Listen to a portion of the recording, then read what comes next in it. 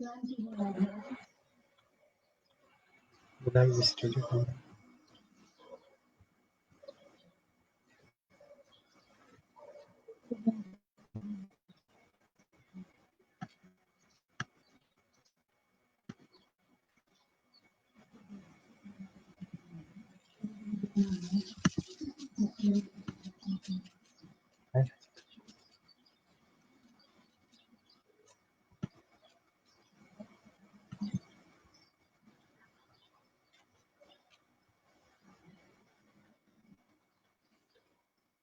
कृषि मनुष्य जीवनम।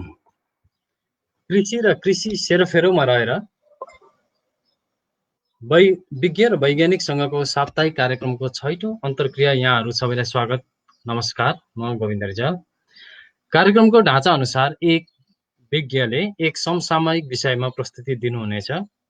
उक्त विज्ञको प्रस्तुतिलाई केन्द्रमा राखेर अन्य 3 जना विषयगत विज्ञहरूले प्रस्तुतिको पृष्ठपोषण सहित आफ्ना मन्तव्यहरू राख्नुहुनेछ। त्यसपछि श्रोता दर्शकहरूले प्रस्तुत गर्ने वा पृष्ठपोषण गर्ने विज्ञहरूलाई प्रश्न सोध्न, जिज्ञासा राख्न र सुझाव दिन सक्नुहुनेछ। प्रश्नहरू 2 माध्यम मार्फत राख्न सक्नुहुनेछ। पहिलो आफ्नो नाम टिपाउनुहोला। त्यसमा हामीले एक लिङ्क पठाउनेछौँ। त्यो लिङ्कलाई एक्सेप्ट गरी तपाईहरूले अनलाइन राख्नेछौँ र प्रश्न सोध्न सक्नुहुनेछ। दोस्रो, यो मेसेन्जरमा प्रश्न राखेर पठाउन सक्नुहुनेछ। तपाईको प्रश्न हामी सोधिदिनेछौँ। आजको बसाइमा समेट्न नसकिएका प्रश्नहरूको उत्तरहरू अफलाइनमा पनि आदान प्रदान हुने नै छन्। त्यसैले आजको विषयको अधीनमा रहेर आफ्ना प्रश्नहरू, जिज्ञासाहरू राख्दै जानुहोला। विगतका कार्यक्रमहरू जस्तै आजको कार्यक्रमको सुरुवातमा मैले विज्ञ र वैज्ञानिक भनेर सुरु गरेँ। एक वैज्ञानिकले पहिले थाहा नभएका वा नभेटाइएका ज्ञान वा कुराहरूलाई आविष्कार गर्दछ। एक विज्ञले विगत वा वर्तमानलाई अध्ययन गरेर भविष्यमा आइपर्ने भवितव्यहरूको अनुमान लगाउँछन् र रणनीति सुझाउँछन्। त्यस्ता अनुमान कति समय सही नहुन सक्दछन्, समस्यालाई विकराल रूप दिन पुग्दछन्। कोभिड-19 को विषयलाई लिएर कति विज्ञहरूले गरेका अनुमान र सुझाएका रणनीतिहरू नराम्ररी चुकेका छन्। यही परिप्रेक्ष्यमा असफल विज्ञहरूको समस्या विषयमा आजको प्रस्तुति र छलफल केन्द्रित हुनेछ। कोभिड-19 expert failure problems lesson for agriculture sector विषयमा शङ्कर देवकोटाद्वारा प्रस्तुति हुनेछ। उहाँको प्रस्तुतिको समालोचना गर्नुहुनेछ डाक्टर वेद खतिवडा, रामबहादुर घिमिरे र डाक्टर किशोर दाहाल। सुरु गरौँ शङ्कर देवकोटाको प्रस्तुतिबाट।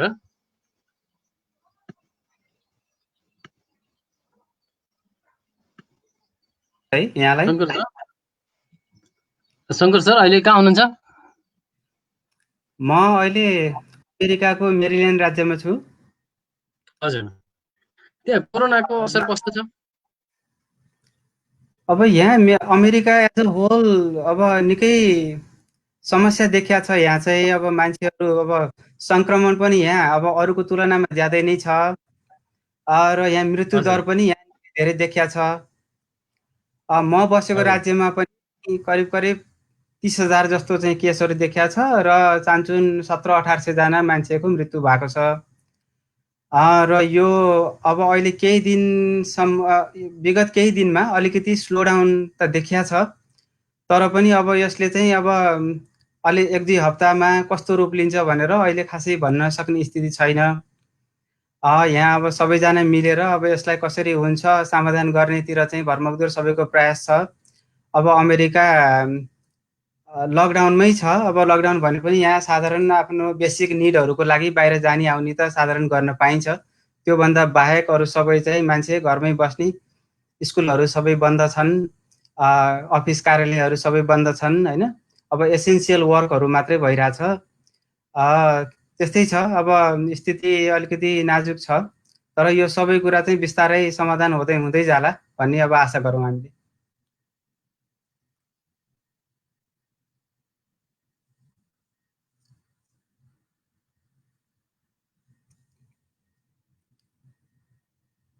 गोविन्दजी म सुरु गरौँ त?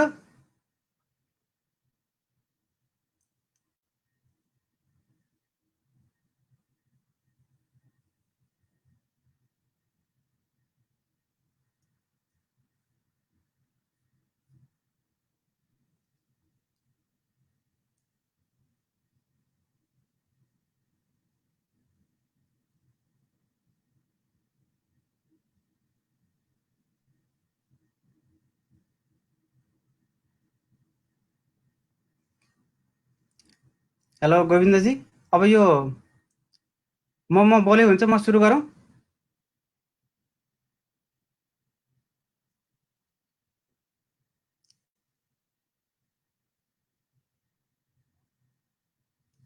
हुन्छ, म तपाईँहरू बोलेको सुनेको छैन, अब म सुरु गर्छु।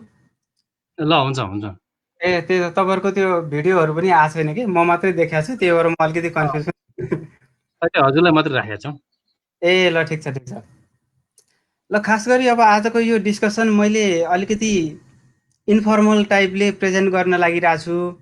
अब योभन्दा अगाडि अब हामीले सुनेको यो एग्रिकल्चर सम्बन्धी अब टेक्निकल प्रविधिहरू सम्बन्धी कुराहरू हामीले जानकारी गरेर पायौँ होइन। अब यो चाहिँ त्योभन्दा केही अलिकति फरक छ। यो अब मैले आज प्रेजेन्ट गर्न थालेको यो कृषि क्षेत्रभन्दा पनि अलिकति बाहिर अहिलेको समसामयिक र यो समस्याको विषय कोरोना भाइरसको सन्दर्भलाई लिएर अब यसमा चाहिँ अब एक्सपर्ट्सहरूबाट चाहिँ के कस्ता त्रुटिहरू हुन सक्छन् र त्यसले गर्दाखेरि चाहिँ अब के कस्ता समस्याहरू उब्जनी हुन्छन् र हामी जनमानस, हामी साधारण मान्छेले एउटा एक्सपर्ट्सहरूलाई चाहिँ कस्तो कस्तो दृष्टिकोणले हेरिन्छ र के आश गरिन्छ र चाहिँ अब एक्सपर्ट्सहरूलाई दिएको विश्वासलाई अब कसरी चाहिँ त्यहाँबाट हामी आफै पनि चुक्छौँ भन्ने कुराहरू अब प्रेजेन्ट गर्न लागिरहेको छु। र यसमा चाहिँ यो एक्सपर्ट्स फेलियर भनेको चाहिँ अब किन चाहिँ एक्सपर्ट्सहरूले भनेका जानेका कुराहरू जनमानसमा दिँदाखेरि त्यसबाट चाहिँ सही नतिजा नआउन पनि सक्छ र किन त्यस्तो हुन्छ भन्ने विषयलाई लिएर धेरैजना रिसर्चरहरूले चाहिँ यसको बारेमा अध्ययन गरेका छन्। अब त्यसैमा आधारित भएर मैले आजको चाहिँ यो अब कोभिड-19मा तपाईँको मेन हामीले एक्सपर्ट भनेर चिनिएका संस्थाहरूले चाहिँ के कस्ता अब यो कुनै जानेर अथवा अनजानमा अथवा कुनै पोलिटिकल प्रेसरमा परेर अथवा आफ्नै एक्सपर्टिजकै पनि कमीले गर्दाखेरि पनि यिनीहरूको चाहिँ विकनेसहरू देखिया छ भन्ने कुरा चाहिँ आज म यहाँ बताउन गइरहेको छु है। र चाहिँ हामीले यो मेन कुरा एक्सपर्ट्सहरूको कुरा गर्दाखेरि के बुझ्नुपर्छ भने एक्सपर्ट्स भन्दैमा उनीहरूमा सबै कुराको ज्ञान हुन्छ भन्ने होइन। तर चाहिँ हामीले एक्सपर्ट्स भनेर चाहिँ कसैलाई चाहिँ परिचित गराइसकेपछि हाम्रो स्वभाव कस्तो हुन्छ भने अलिकति पुरै चाहिँ एक्सपर्टलाई विश्वास गर्ने, उसले भनेको जे हो 100% सही नै हो जस्तो किसिमले हामीलाई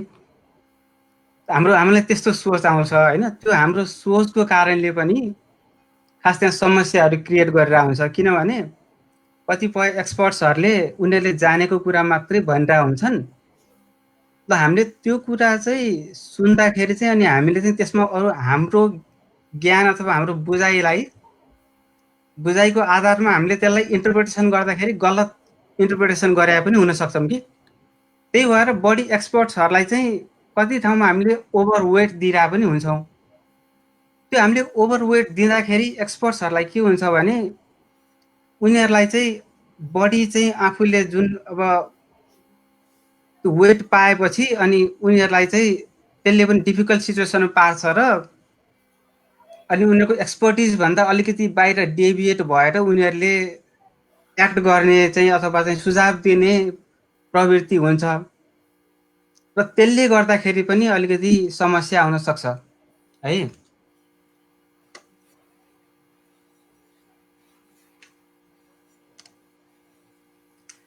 अब अर्को कुरा के छ भने अब सबै एक्सपर्ट भनेको त कुनै एउटा विषयमा दक्षता हासिल गर्ने हो। तर त्यो भन्दैमा एक्सपर्ट मान्छेको अब नियत पनि त एउटा कुरा हुन्छ। सबै एक्सपर्ट्सको नियत चाहिँ सही छ भन्ने पनि हुँदैन। अब एक्सपर्ट्सहरूको बिहेभियरल एटिट्युडहरूको पनि कुराहरू आउँछ र त्यो एक्सपर्ट मान्छेहरूलाई चाहिँ अब कसैले अब गभर्मेन्टले अथवा कसैले अब हायर गरेर उसलाई चाहिँ उसको एक्सपर्टिज युटिलाइज गर्दाखेरि पनि अब त्यहाँ अब गभर्मेन्टको कुन चाहिँ मान्छे अब पोलिटिसियनले चाहिँ कसरी एक्सपर्टलाई हायर गरेछ र चाहिँ के कामको लागि हायर गरेछ र उसको मोटिभले पनि एक्सपर्ट्सहरूलाई चाहिँ इम्प्याक्ट पार्छ। र चाहिँ कस्तो भइजान्छ भने जान्दा जान्दै पनि एउटा एक्सपर्टले आफ्नो जानेको कुरा दिन खोज्दा खोज्दै पनि पोलिटिकल प्रेसर अरू किसिमको विभिन्न कारणले गर्दाखेरि उनले आफ्नो फुल एक्सपर्टिज प्रेजेन्ट गर्न पाइरहेको हुँदैन र त्यसले गर्दाखेरि त्यो पोलिटिकली मोटिभेट भएर कुरा गर्न पर्ने बाध्यताहरू आउने हो। त्यस्तो कारणले पनि अब भनौँ न एक्सपर्ट्सहरूले चाहिँ सुझावहरू दिँदाखेरि चाहिँ उनीहरूले क्यालकुलेटेड तरिकाले दिएको देखिन्छ कतिले होइन। र त्यसले गर्दाखेरि चाहिँ जनमानसमा अब सही एउटा चाहिँ मार्गदर्शन दिन नसकेको र त्यसबाट चाहिँ अन्ततोगत्व चाहिँ अब नतिजा राम्रो आउन नसकेको समस्याहरू पनि हामीले अब देख्ने गरेका छौँ होइन। अब त्यस्तै कुरामा अब अर्को कुरा के हुन्छ भने खास गरी अब यो एक्सपर्ट्सहरू चाहिँ आफ्नो डोमेनमा हुन्छ नि, आफ्नो क्षेत्रमा चाहिँ एकदम एक्सपर्ट हुन्छन् र त्योभन्दा बाहिरको क्षेत्रमा चाहिँ स्टडिजहरूले के देखाएको छ भने आफ्नो क्षेत्रभन्दा बाहिर चाहिँ एक्सपर्ट्सहरू पनि अर्डिनरी मान्छे जस्तै हो अरे कि। उनीहरूलाई चाहिँ अब जति अर्डिनरी मान्छेलाई अरू कुरा थाहा हुन्छ नि, त्यो एक्सपर्टभन्दा बाहिरको क्षेत्रमा एक्सपर्टलाई पनि त्यति कुरा चाहिँ धेरै थाहा हुँदैन अरे कि।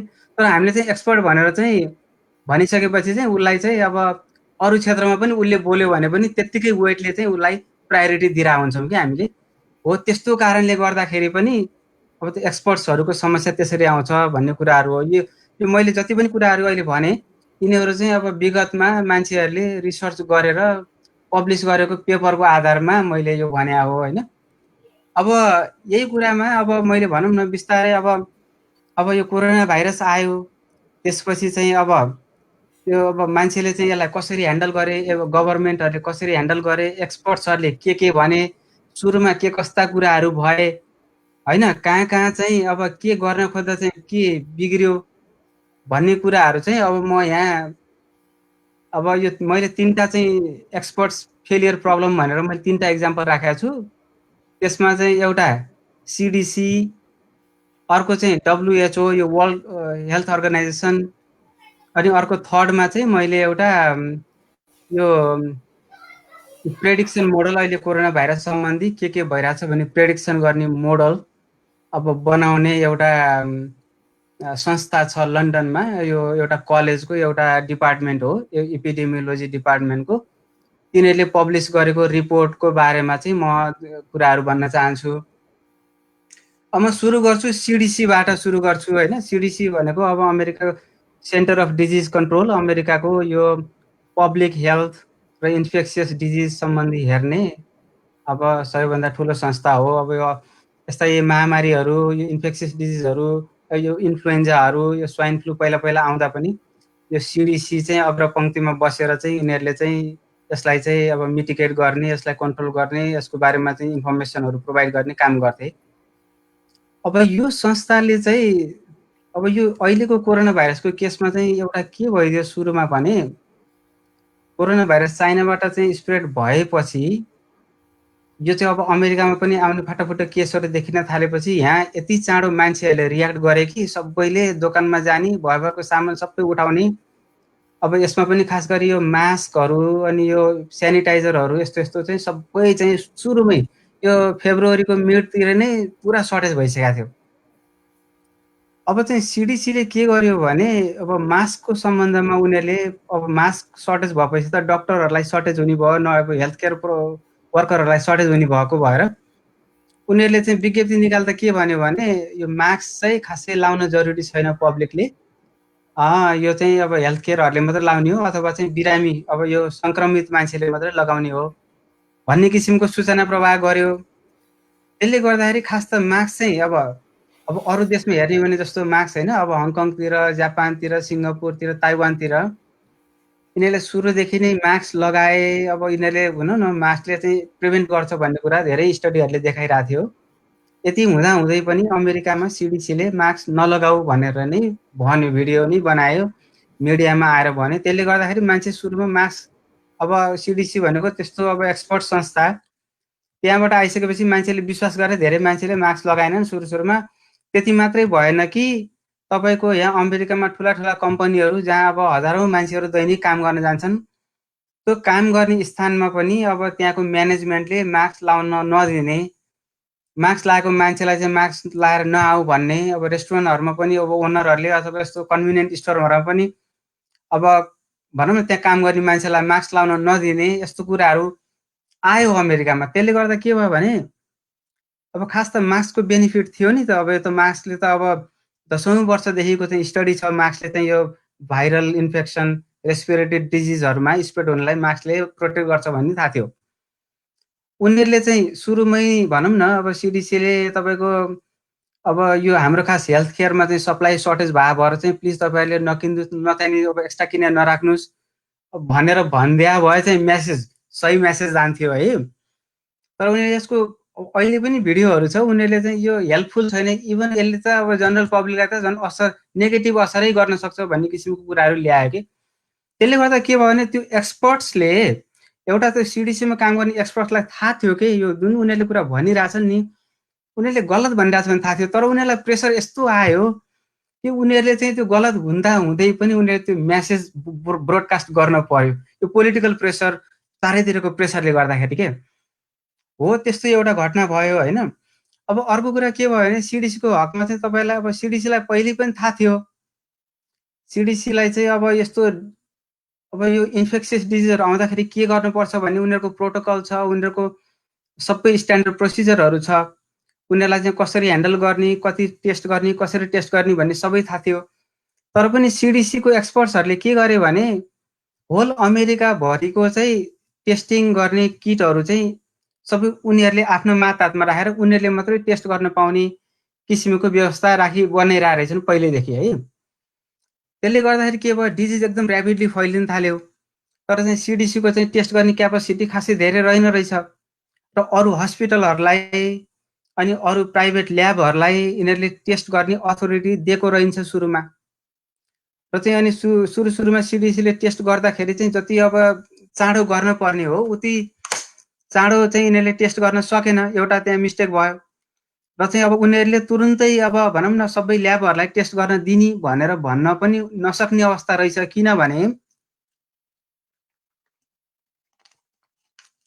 किनभने अमेरिकाको चाहिँ एफडिए भनेको चाहिँ अब फुड एन्ड ड्रग एडमिनिस्ट्रेसन, जसले चाहिँ यस्तो यो औषधि टेस्टहरू किटहरूको बारेमा चाहिँ कसलाई दिने कति दिने भन्ने निर्धारण गर्ने एप्रुभ गर्ने एउटा संस्था हो। त्यसले चाहिँ सिडिसी बाहेक अरू कुनै अरू संस्था, प्राइभेट कम्पनी, हस्पिटलहरू, ल्याबहरूलाई अब यो टेस्टिङ गर्न चाहिँ अथोरिटी दिया रहन्छ।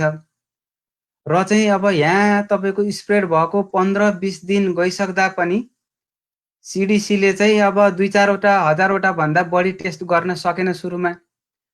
र चाहिँ त्यसमा पनि के थपियो भने सिडिसी एउटा मात्रै संस्था थियो जसले चाहिँ टेस्ट गर्न सक्थ्यो सुरुमा।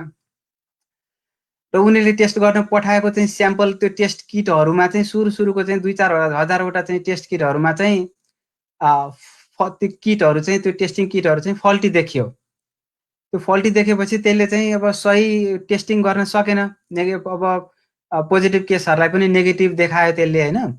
त्यसले गर्दाखेरि के भयो भन्दाखेरि अब सबैलाई चाहिँ अब धेरै स्प्रेड भएर चाहिँ अब नेगेटिभ देखेपछि सुरुमा धेरै केस नदेखिएपछि, टेस्टिङ किट फल्टी भएर नदेखिएपछि तपाईँको डिजिज कति धेरै स्प्रेड भइसक्यो त्यो अन्दाज गर्न सकिएन।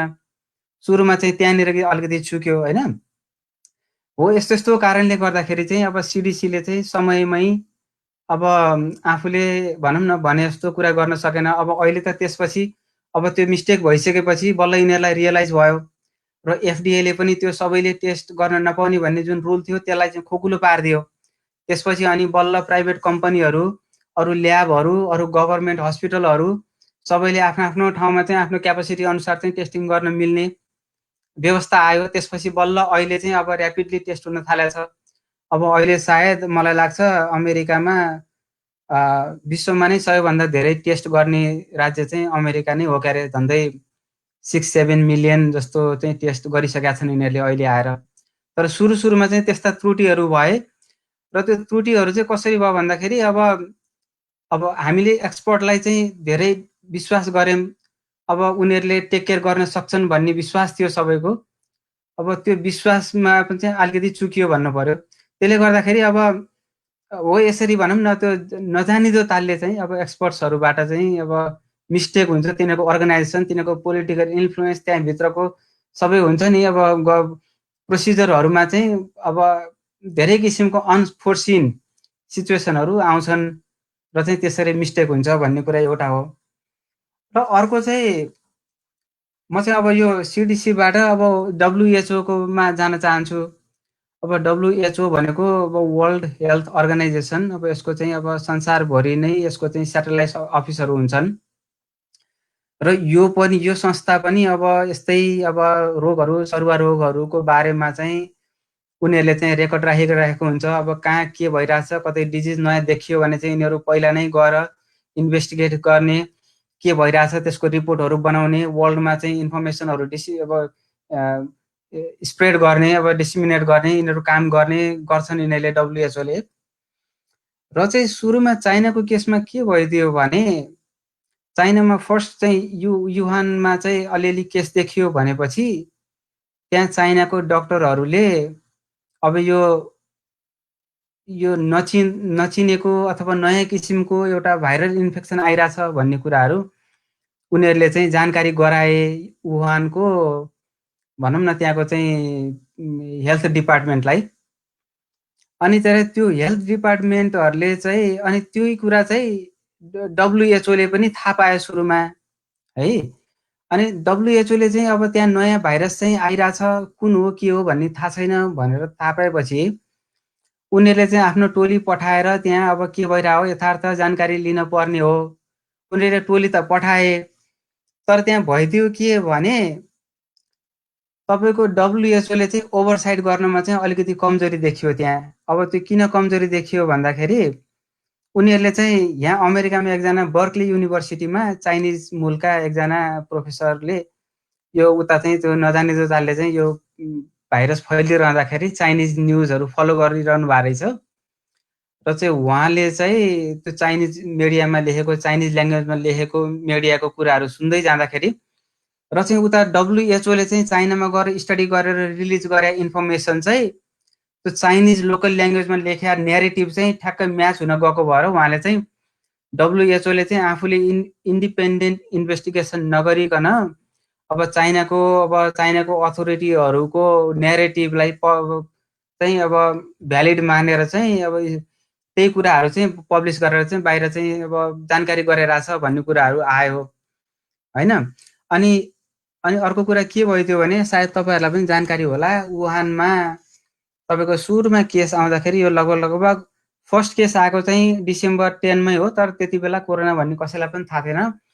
अब यो कस्तो नयाँ किसिमको रोग आयो भन्ने भयो। त्यसपछि डिसेम्बर 27 मा तपाईँको चाहिँ एकजना डक्टरले चाहिँ यो सिरियस भाइरस चाहिँ स्प्रेड भइरहेछ, यसलाई चाहिँ हेर्नुपर्छ भनेर चाहिँ उसले चाइनाको चाहिँ हेल्थ डिपार्टमेन्टलाई इन्फर्म गर्दाखेरि चाइनाको हेल्थ डिपार्टमेन्टले चाहिँ त्यो डक्टरलाई चाहिँ उसले चाहिँ अब हावाकुरा फैलायो भनेर चाहिँ उसलाई अब भनौँ न उसलाई चाहिँ केरकार गर्नको लागि समातेर लिएर गएको छ र चाहिँ उसको अर्को साथी डक्टरले पनि यो चाहिँ सिरियसली फैलिरहेछ, यसको बारेमा चाहिँ अलिकति इन्भेस्टिगेसन गर्नुपर्छ भन्ने कुराहरू चाहिँ फाटोफुटो मिडियामा, लोकल मिडियामा आएको थियो।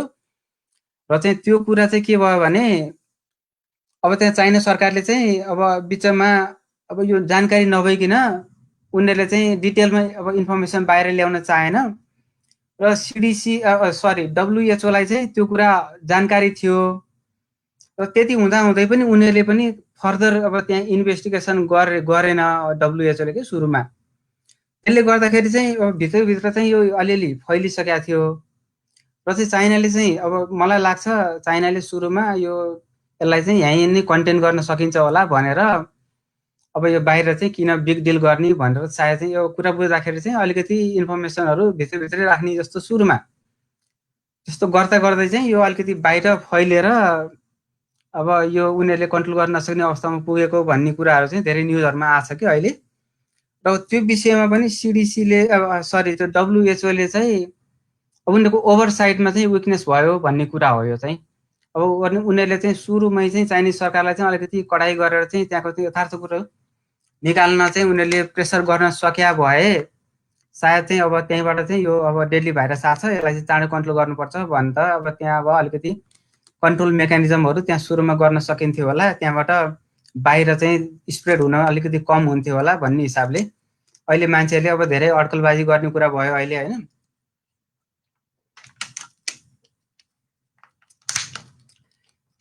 अब अर्को कुरा अब यही विषयमा चाहिँ म के भन्न चाहन्छु भने तपाईँको जनवरी 14 मा जबकि यो रोग चाहिँ आइरहेछ भन्ने कुरा डाक्टरहरूले भन्न थालेको डिसेम्बर 30 तिरै हो र जनवरी 14 मा आउँदासम्म पनि तपाईँको चाहिँ WHO ले चाहिँ एउटा प्रेस विज्ञप्ति निकालेको थियो। त्यसमा के भनेको थियो भने अब यो भाइरल टाइपको डिजिज चाहिँ अब ह्युमन टु ह्युमन चाहिँ स्प्रेड भइसकेका छैन, त्यसको त्यस्तो क्यापेसिटी छैन भन्ने किसिमको इन्फर्मेसन उनीहरूले पब्लिस गरे।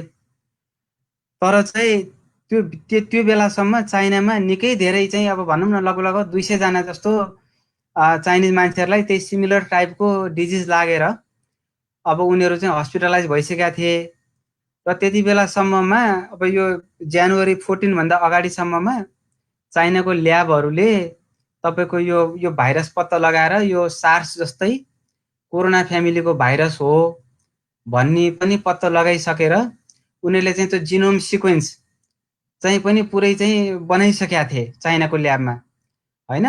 अनि त्यो जिनोम सिक्वेन्सहरू यता त सबै टेस्टिङहरू चाइनाको ल्याबमा गरिरहेको थिए। अनि त्यति नै बेला चाहिँ के पनि भएको थियो भने चाइनामा यो भनौँ न जनवरी 11 देखि 17 मा वुहानमै चाइनाको चाहिँ कम्युनिस्ट पार्टीको ठुलो कन्भेन्सन थियो र चाहिँ मलाई अब कुरा बुझ्दाखेरि त्यो कन्भेन्सनलाई सकभर चाहिँ क्यान्सल नगर्ने उद्देश्यले पनि उनीहरूले अब चाइनाले अलिकति यसलाई भित्रभित्र सुरुमा चाहिँ यिनीहरूले सकेसम्म यसलाई कन्टेन गर्न सकिन्छ भने अब बाहिर चाहिँ धेरै पब्लिक नगर्ने भन्ने हिसाबले नै काम गरे जस्तो देखिन्छ क्या अहिलेको न्युजहरू सबै हेर्दाखेरि। हो त्यो कुरा चाहिँ WHO ले चाहिँ अब भनौँ न उनीहरूले पारदर्शी तरिकाले चाहिँ बाहिर अब इन्फर्मेसन प्रोभाइड गर्न सकेन। अब त्यो अब के कति कारणले ऊ चुक्यो हैन। अब त्यो कुरा त अब बिस्तारै अब भविष्यमा आउला। अब अहिले पनि फाटाफुटा कुराहरू त आइरहेछन् हैन। अब हो त्यस्तो कुराहरू जस्तो भनौँ न अब WHO मा अब एकदमै एक्सपर्ट अब वर्ल्ड रिनाउन्ड डक्टरहरू अब साइन्टिस्टहरू रिसर्चरहरू छन् र यति हुँदै पनि उनीहरूको एक्सपर्टिज हुँदै पनि अब यो बेसिकली त्यहाँ पनि अब यही अब पोलिटिकल इन्फ्लुएन्स अथवा पोलिटिकल प्रेसर अथवा यस्तै भनौँ न त्यो पोलिटिकल कुनै मोटिभले नै अब यिनीहरू अलिकति आफूले यथार्थ इन्फर्मेसन टाइममा चाहिँ बाहिर निकाल्न ल्याउन सकेनन् कि सकेका होइनन् कि भन्ने कुराहरू अहिले धेरैले भन्या हुनाले चाहिँ अब यस्तो कुरामा चाहिँ अब भनौँ न हाम्रो अब यति ठुलो WHO जस्तो संस्था पनि अब आफ्नो एक्सपर्टिज हुँदै पनि अब यस्तो मिस्टेकहरू हुन सक्छन् भन्ने कुराहरू हो मैले खास भन्न खोजेको WHO को सम्बन्धमा है। अनि अब यसको चाहिँ तपाईँ हामीले चाहिँ अब अहिले न्युजहरूमा हेऱ्यो भने पनि अब यो मेजर न्युजहरूमा पनि WHO को बिगिनिङमा चाहिँ यसले अब के कुरामा चाहिँ उसको सेटब्याकहरू भयो भन्ने कुराहरू चाहिँ अब धेरै नै पढ्न पाइन्छ। र चाहिँ अर्को थर्ड मैले भन्न खोजेको चाहिँ यो इम्पेरियल कलेज अफ लन्डन भन्ने चाहिँ एउटा चाहिँ रिनाउन्ड चाहिँ अब वर्ल्ड रिनाउन्ड चाहिँ कलेज हो र यहाँको चाहिँ अब इपिडेमियोलोजी डिपार्टमेन्टले चाहिँ एउटा कोरोना भाइरस सम्बन्धी चाहिँ फोरकास्ट मोडल चाहिँ यिनीहरूले रिपोर्ट अब पब्लिस गरे यो मार्च 15-16 ताकातिर र चाहिँ त्यो रिपोर्टको चाहिँ मेन अब लिड अथर चाहिँ निल फर्गुसन भन्ने मान्छे हुन्। अनि उनी चाहिँ अब वान अफ द अब टप इपिडेमियोलोजिस्ट भनेर चिनिन्छन् र उनीहरूले फोरकास्ट गरेको मोडलमा उनीहरूले के फोरकास्ट गरे भन्दाखेरि अब यो कोरोना भाइरसलाई चाहिँ अब एकदमै ड्रास्टिकली चाहिँ यसलाई चाहिँ रिड्युस गर्ने अब टेक्निकहरू हामीले अपनाएनौँ भने अब भनौँ न बेसिकली हामीले कम्प्लिट लकडाउन गरेनौँ भने अब यो युएसमा चाहिँ झन्डै चाहिँ 2.2 मिलियन मान्छे चाहिँ मर्ने सम्भावना छ र चाहिँ युकेमा चाहिँ झन्डै 5 लाख मान्छे चाहिँ मर्ने सम्भावना छ। हामीले केही गरेनौँ अहिले जसरी जो जबकि यो मार्च 15-16 ताका चाहिँ अमेरिका लकडाउन भएको थिएन, युके पनि लकडाउन भएको थिएन। अनि उनीहरूको मोडल अनुसार यही गतिमा लकडाउन नगरिकन अहिले जसरी चाहिँ अगाडि बढिरहेछ त्यसरी नै त्यही मेजरबाट अगाडि बढ्यो भने चाहिँ त्यति ठुलो घटना हुन सक्छ भन्ने कुरा उनीहरूले प्रेडिक्ट गरे। र त्यो प्रेडिक्सन मोडल आएपछि चाहिँ अब यो युके को पनि अलिकति उनीहरूले पहिला लकडाउन नगर्ने उनीहरूले चाहिँ अब यसलाई अब जति सकिन्छ अब मान्छेहरू अब आफ्नै सेल्फ आइसोलेट गर्ने, अनि अब धेरै चाहिँ ठुल्ठुलो ग्यादरिङहरू नगर्ने, अब यो ठाउँ ठाउँमा अब मास्कहरू लगाउने, ह्यान्ड सेनिटाइजर युज गर्ने, अब वास योर ह्यान्ड, यो यस्ता कुराहरू गर्ने, तर चाहिँ अब कम्प्लिट लकडाउन मेजरहरू नगर्ने, अब स्कुलहरू क्लोज नगर्ने भन्ने थियो सुरुमा। तर यो रिपोर्ट आएपछि यसले के गर्यो भन्दाखेरि उनीहरूलाई चाहिँ यसले चाहिँ अलिकति भनौँ न त्यो अलि सिरियस एक्ट गर्नलाई चाहिँ यसले मोटिभेट गर्यो र चाहिँ मार्चको 23 चाहिँ युकेले लकडाउन गर्यो, अनि अमेरिकाले पनि यही रिपोर्ट बेसिकली अब अरू पनि फ्याक्टरहरू थियो होला, तर अब यहीँनिरको भनाइअनुसार चाहिँ मेन चाहिँ यो रिपोर्टले गर्दाखेरि चाहिँ अब अमेरिका पनि अब धेरै स्टेटहरू चाहिँ लकडाउन भयो भन्ने कुराहरू आइरहेछ है। अब लकडाउन भने चाहिँ अब चानीचुनी कुरा होइन। लकडाउन गरेपछि अब हामीले चाहिँ यो कोरोना भाइरसलाई बाट चाहिँ मान्छे मर्नबाट जोगाउनलाई चाहिँ अब लकडाउन गरियो। अब यो अलिकति सिरियस किसिमको लकडाउन गरियो र यसले चाहिँ अब यो चाहिँ विदाउट कस्ट होइन। लकडाउनको चाहिँ अन्य अरू चाहिँ साइड इफेक्टहरू पनि धेरै अब हुन सक्छन्, अब छन्, अब बिस्तारै देखिन थालिसकेका छ होइन। र चाहिँ पछि के भयो भन्दाखेरि अब यो लकडाउन पनि गरे, अनि त्यसपछि अनि क्रिटिसिजमहरू पनि आउन थाल्यो। अलिकति यो मोडलले चाहिँ अलि बढी नै प्रेडिक्ट गर्यो, यो मोडलमा चाहिँ मिस्टेकहरू एररहरू छ भन्ने कुराहरू आए। खास त्यो रिपोर्ट निकाल्दाखेरि उनीहरूले चाहिँ प्रिन्ट भन्छ, यो विदाउट पियर रिभ्यू गरे चाहिँ पब्लिस गरे चिजलाई चाहिँ प्रिप्रिन्ट भन्ने चलन छ। अब कुनै कुनै यस्तो अब सिरियस कन्डिसनमा मान्छेहरूले प्रिप्रिन्ट निकालेर चाहिँ अब भनौँ न पब्लिकै अथवा अरू साइन्टिफिक कम्युनिटीहरूलाई चाहिँ अब दिने, डिस्ट्रिब्युट गर्ने चलन छ। त्यसरी निकाल्यो र चाहिँ पछि चाहिँ उनीहरूलाई चाहिँ अब तिम्रो पेपर चाहिँ अब उनीहरूको जुन मोडलिङ फोरकास्ट गर्ने जुन मोडल थियो, त्यो उनीहरूको चाहिँ कम्प्युटर प्रोग्राम थियो, अल्गोरिदमहरू थियो, त्यो पब्लिस गर्नलाई प्रेसर आयो। यो चाहिँ मार्चको 3rd-4th विकतिरको कुरा हो। र चाहिँ उनीहरूले चाहिँ त्यो पब्लिस गर्न चाहेनन्, उनीहरूले त्यो पब्लिस गरेनन् होइन। अनि पछि चाहिँ अब भनौँ न त्यसपछि अब सबै लकडाउन भयो, के भयो होइन। अनि 1 महिना, झन्डै 1 महिना 1 हप्ता भनेको तपाईँको 5 हप्तापछि उनीहरूले अस्ति भर्खरै चाहिँ यो अप्रिलको एन्डतिर बल्ल उनीहरूले चाहिँ उनीहरूको मोडल, कम्प्युटर मोडल पब्लिस गरे। अब त्यो धेरै प्रेसर आएपछि सायद उनीहरूले पब्लिस गरे। अनि त्यो पब्लिस गर्दा पनि त्यो मोडल चाहिँ उनीहरूले त्यो जुन अमेरिका र युकेको लागि भनेर एक्ज्याक्ट रन गरे मोडल थियो, त्यो एक्ज्याक्ट मोडल चाहिँ उनीहरूले पब्लिस गरेनन्। तर चाहिँ उनीहरूको कम्प्युटर अल्गोरिदमलाई चाहिँ जेनरलाइज्ड भर्जन चाहिँ उनीहरूले पब्लिस गरे। र त्यसले गर्दाखेरि अब मान्छेले ठ्याक्कै चाहिँ उनीहरूको मोडलमा चाहिँ अमेरिकाको नम्बर हालेर चाहिँ भेरिफाई गर्न पाएनन्। त्यसमा चाहिँ अब धेरै मान्छेहरूले, धेरै साइन्टिफिक कम्युनिटीहरूबाट त्यहाँ गुनासो भइरहेछ। र चाहिँ अनि तर चाहिँ अर्को पोजिटिभ पोइन्ट के भयो त्यसबाट भने, अब त्यो मोडल त तिनीहरूले जेनरलाइज गरेर निकालेपछि अरू कन्ट्रीहरूले पनि त्यो मोडल युज गरेर आफ्नो आफ्नो देशको प्यारामिटर हालेर आफ्नो आफ्नो देशको फोरकास्ट गर्न मिल्ने भयो। र चाहिँ त्यसमा चाहिँ अनि के गर्यो भने, अब यसमा अलिकति डिफ्रेन्ट तरिकाले चाहिँ अब ह्यान्डल गरे देशमा चाहिँ एउटा स्विडेन पर्छ। अब स्विडेनले लकडाउन गरेको छैन। अनि त्यहाँबाट जस्तो अब मान्छेले के भन्यो भने, अब स्विडेन चाहिँ एउटा सुटेबल इक्जाम्पल हुनसक्छ जसमा चाहिँ त्यो उसले प्रेजेन्ट गरे मोडल चाहिँ त्यहाँ फिट गर्यो भने चाहिँ त्यसले कस्तो रिजल्ट दिन्छ, त्यहाँबाट चाहिँ मोडलको एक्युरेसी कति रहेछ भनेर पत्ता लगाउन सक्छ भनेर उनीहरूले स्विडेनको एउटा चाहिँ के अरे उपसाला युनिभर्सिटी भनेको अब स्विडेनको एउटा टप युनिभर्सिटी रहेछ, त्यहाँको इपिडेमियोलोजिस्टहरूले त्यो मोडल युज गरेर आफ्नो कन्ट्रीको चाहिँ प्यारामिटरहरू हालेर उनीहरूले रन गरे त्यो मोडल।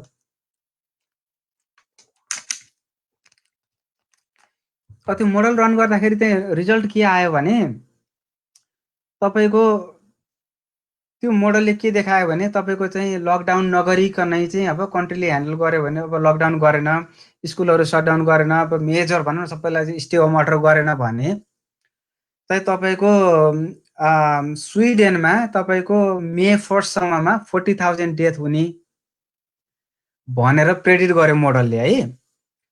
अब तर स्विडेनमा त लकडाउन भएको छैन, उनीहरूले त लकडाउन नभएपछि त अब भनौँ न लकडाउन नगरिकनै अब स्विडेनमा स्कुलहरू प्राय ओपन छ, रेस्टुरेन्टहरू ओपन छ, अफिसहरू ओपन छ, अलिअलि अब लार्ज ग्यादरिङहरू गर्न दिएको छैन। अब मान्छेले अलिअलि प्रिकसन गरेका छन्, त्यो आफ्नो ठाउँमा छ, तर अब अरू देशको जस्तो लकडाउन चाहिँ छैन कि स्विडेनमा। र चाहिँ त्यहाँ चाहिँ उनीहरूको फोरकास्ट अनुसार भनौँ न तपाईँको 40,000 डेथ हुन पर्नेमा अब तपाईँको मे 1 सम्ममा त्यस्तै 2500-2600 सायद अहिले नम्बर हेरे पनि हुन्छ, त्यही अब 2500-2600 डेथ देखाएको छ क्या अहिले। भनेको त अब त्यो मोडलको प्रेडिक्सन त वे आउट अफ अब ऊ भयो नि त।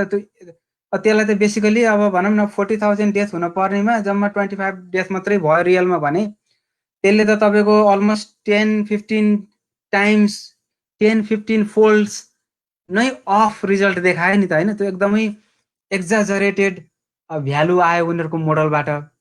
अब त्यसले गर्दाखेरि चाहिँ अब अमेरिकामा अथवा युकेमा पनि अब त्यो 2.2 मिलियन भन्ने कुरा चाहिँ यहाँ चाहिँ 2.2 मिलियन मान्छे मर्छन् भन्ने जुन थियो जुनसम्ममा, त्यसमा बिग क्वेसनेबल कुरा आयो कि होइन। अब मैले भन्न खोजेको के हो भने अब एक्सपर्ट्सहरूले मोडल बनाउँछन्, अब प्रेडिक्ट गर्छन् होइन, र त्यो मोडल नै अब सबै एक्युरेट हुन्छ भनिहाल्न पनि मिल्दो रहेछ भन्ने कुरा हो कि।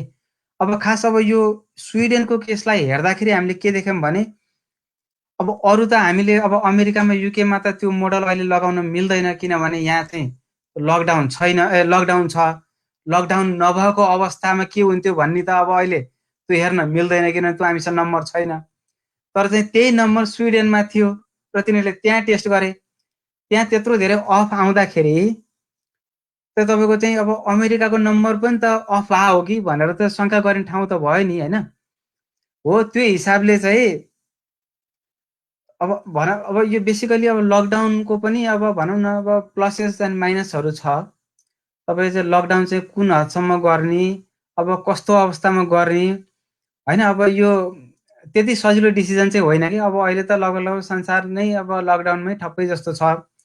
अब यो हामीले लकडाउन यसरी चाहिँ अब ड्रास्टिक लकडाउन गरेर चाहिँ हामीले सही कदम चाल्या हो कि होइन भन्ने पनि त्यो नतिजा चाहिँ अहिले तुरुन्तै थाहा हुन सक्दैन हामीलाई, किनभने लकडाउनबाट आउने सेकेन्डरी इफेक्टहरू त हामीले अब अहिले देखेकै छैनौँ होला।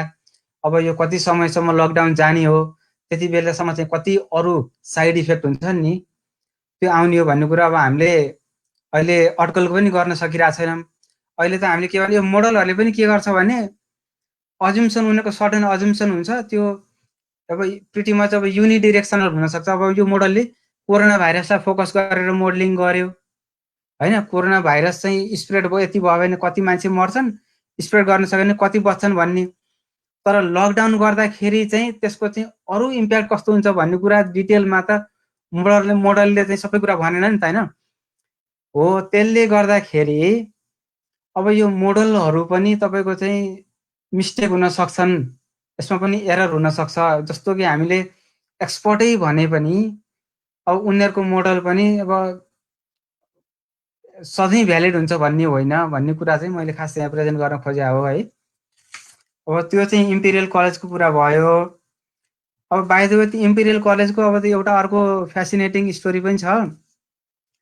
सायद नियल फर्गुसन भन्ने मान्छे, उनी चाहिँ अब इपिडेमियोलोजी जो लिड अथर भए, उनले चाहिँ लकडाउन गर्नुपर्छ भनेर प्रेसर पनि गरे, उनको न्युजमा पनि आएको थियो सुरुमा।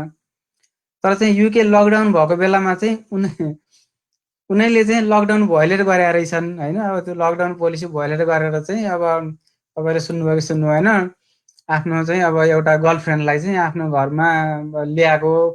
अब भनौँ न अब उस चाहिँ अब म्यारिड मान्छे, अब त्यो हुन त उसको चाहिँ क्यारेक्टरतिर त नजाउँ, तर त्यो थाहा भएपछि चाहिँ उसले चाहिँ अहिले भर्खरै चाहिँ आफ्नो गभर्मेन्ट पोजिसन, यो जुन गभर्मेन्टलाई एडभाइस गर्ने पोजिसनबाट रिसेन्टली रिजाइन पनि भयो कि। अब यहाँबाट चाहिँ मान्छेको चाहिँ अब मोटिभको कुराहरू पनि हामीले बुझ्नु जरुरी छ।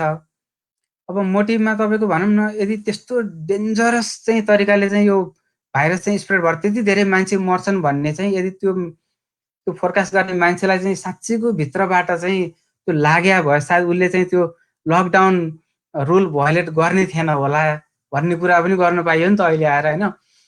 अब उसले चाहिँ अरूलाई चाहिँ लकडाउन गर्नुपर्छ भन्ने, तर आफू चाहिँ लकडाउनमा नबस्नुको कारण चाहिँ अब मेबी चाहिँ उसले नम्बर चाहिँ एक्जाजरेट गरे हो कि उसलाई चाहिँ पर्सनली चाहिँ त्यति सिरियस लागेको थिएन कि, र पनि उसले चाहिँ त्यो सिरियस चाहिँ अलिकति अब भन्न त्यस्तो चाहिँ सिरियस चाहिँ अब नम्बर्सहरू चाहिँ उसले प्रेजेन्ट गरे उनीहरूले भन्ने कुराहरू पनि अहिले फाटाफुट्टा चाहिँ मिडियामा आइरहेछ है।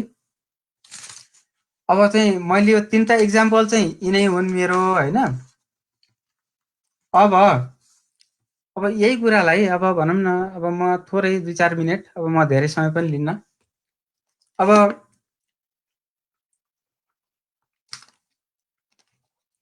यही कुरालाई भनौँ त, अब हामी अब एक्सपर्ट्सहरूको चाहिँ फेलियरको कुरा गरिरहेछौँ र यो अब भनौँ न, यो त हरेक क्षेत्रमा आफ्नो आफ्नो टाइपको एक्सपर्ट्सहरू हुन्छन् र आफ्नो आफ्नो कामहरू गरिरहेका हुन्छन्। अब हाम्रो अब एग्रिकल्चर सेक्टरमा पनि अब हामी एक्सपर्ट्सहरू हुन्छन् होइन।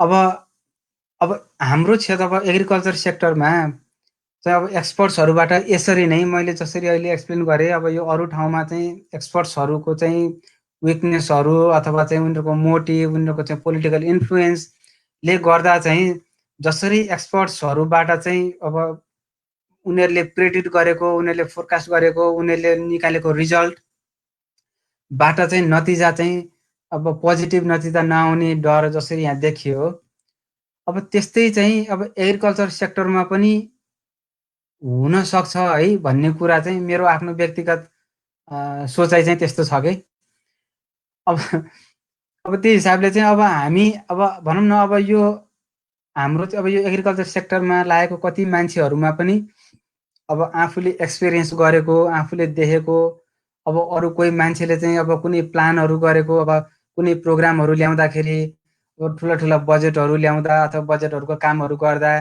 कुनै कुरा अब चाहिँ एक्सन प्लानहरूलाई इम्प्लिमेन्ट गर्दा अब आउने चाहिँ अब प्रब्लमहरू पनि अब चाहिँ त्यहाँ पनि एक्सपर्ट्सहरूको प्रब्लम हुनसक्छ भन्ने कुरा मैले गर्न खोजेको हो। र चाहिँ अब साधारण अब धेरै इक्जाम्पल म दिन्न त्यहाँ, अब तर 1-2टा कुरा जस्तो भनौँ न, हामीले अब अहिले बेला बेलामा न्युजमा पनि पढ्न पाइन्छ एग्रिकल्चर सम्बन्धी अब नयाँ नयाँ प्रोग्रामहरू आइरहेको हुन्छन्। अब अहिले रिसेन्टली पनि तपाईँको कृषि मन्त्री घनश्याम भुषालज्यूले अब यो सडन चाहिँ अब यो कृषि प्रोग्राम भनेर अब 5-6वटा चाहिँ पोइन्टहरूमा फोकस गरेर उहाँले रिपोर्ट एउटा पब्लिकेसन पनि गर्नुभएको थियो।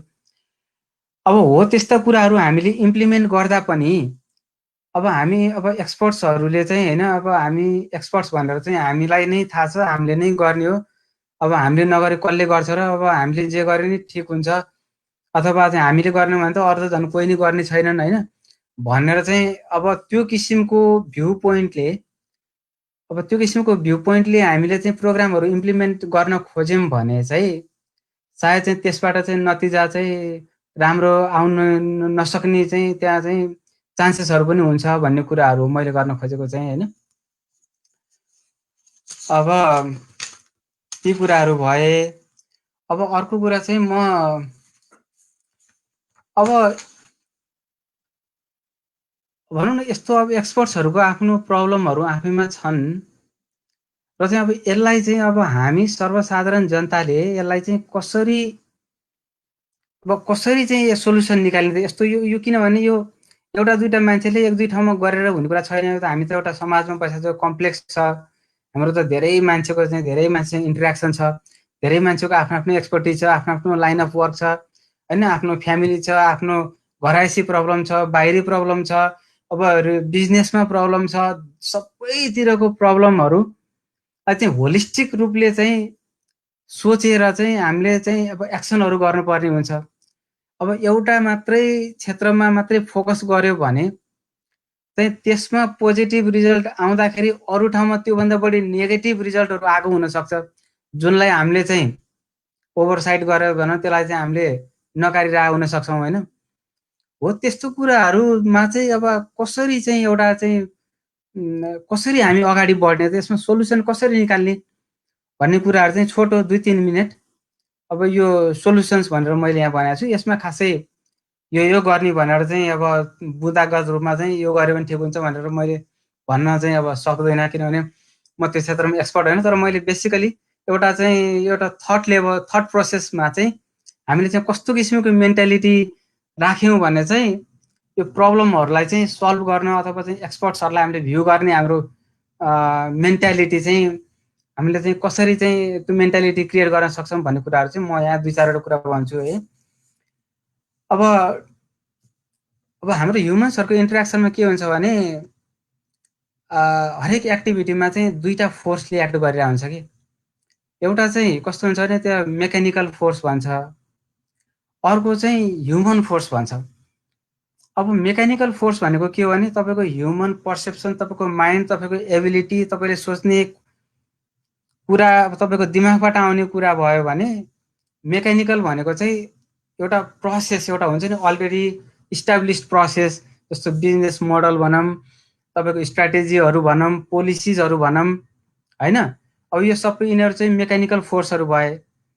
र चाहिँ तपाईँको अब ह्युमन फोर्स भनेको चाहिँ कस्तो भने जुन फोर्सले चाहिँ त्यो मेकानिकल फोर्सलाई चाहिँ सम्भव गराउँछ।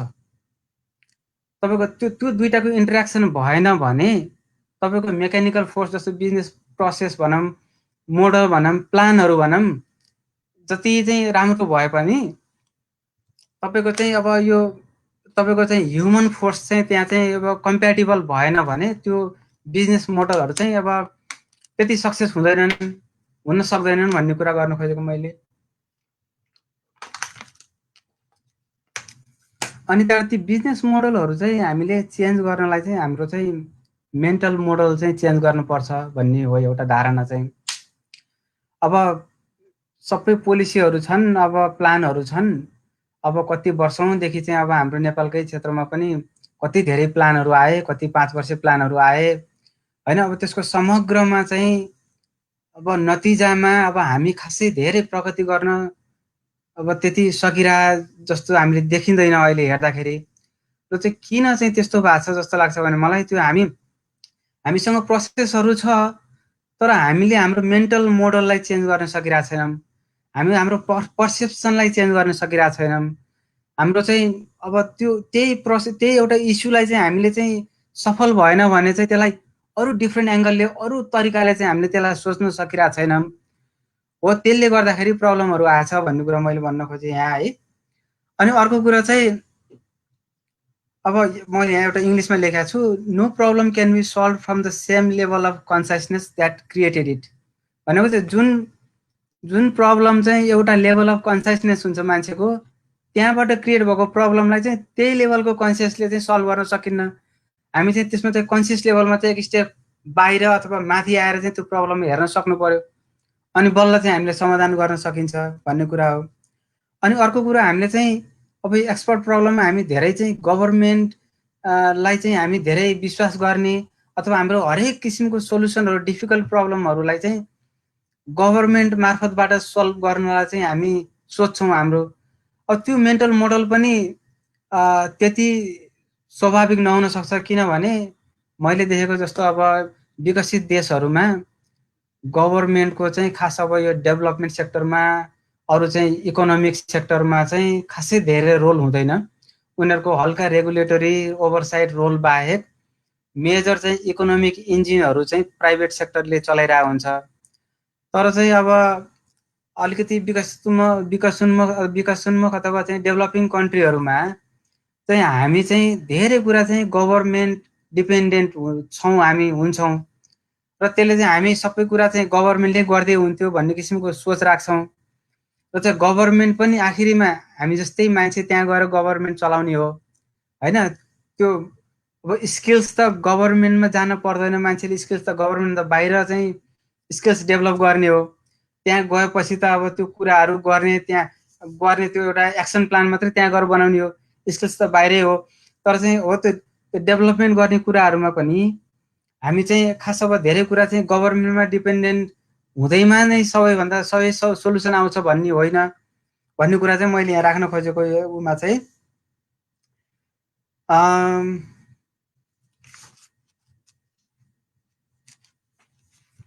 अर्को कुरा के पनि हुन्छ भने एक्सपर्ट प्रब्लममा तपाईँको अब धेरै कुरा चाहिँ गभर्मेन्ट डिपेन्डेन्ट भयो भने गभर्मेन्टमा एउटा ब्युरोक्रेसी क्रिएट हुन्छ।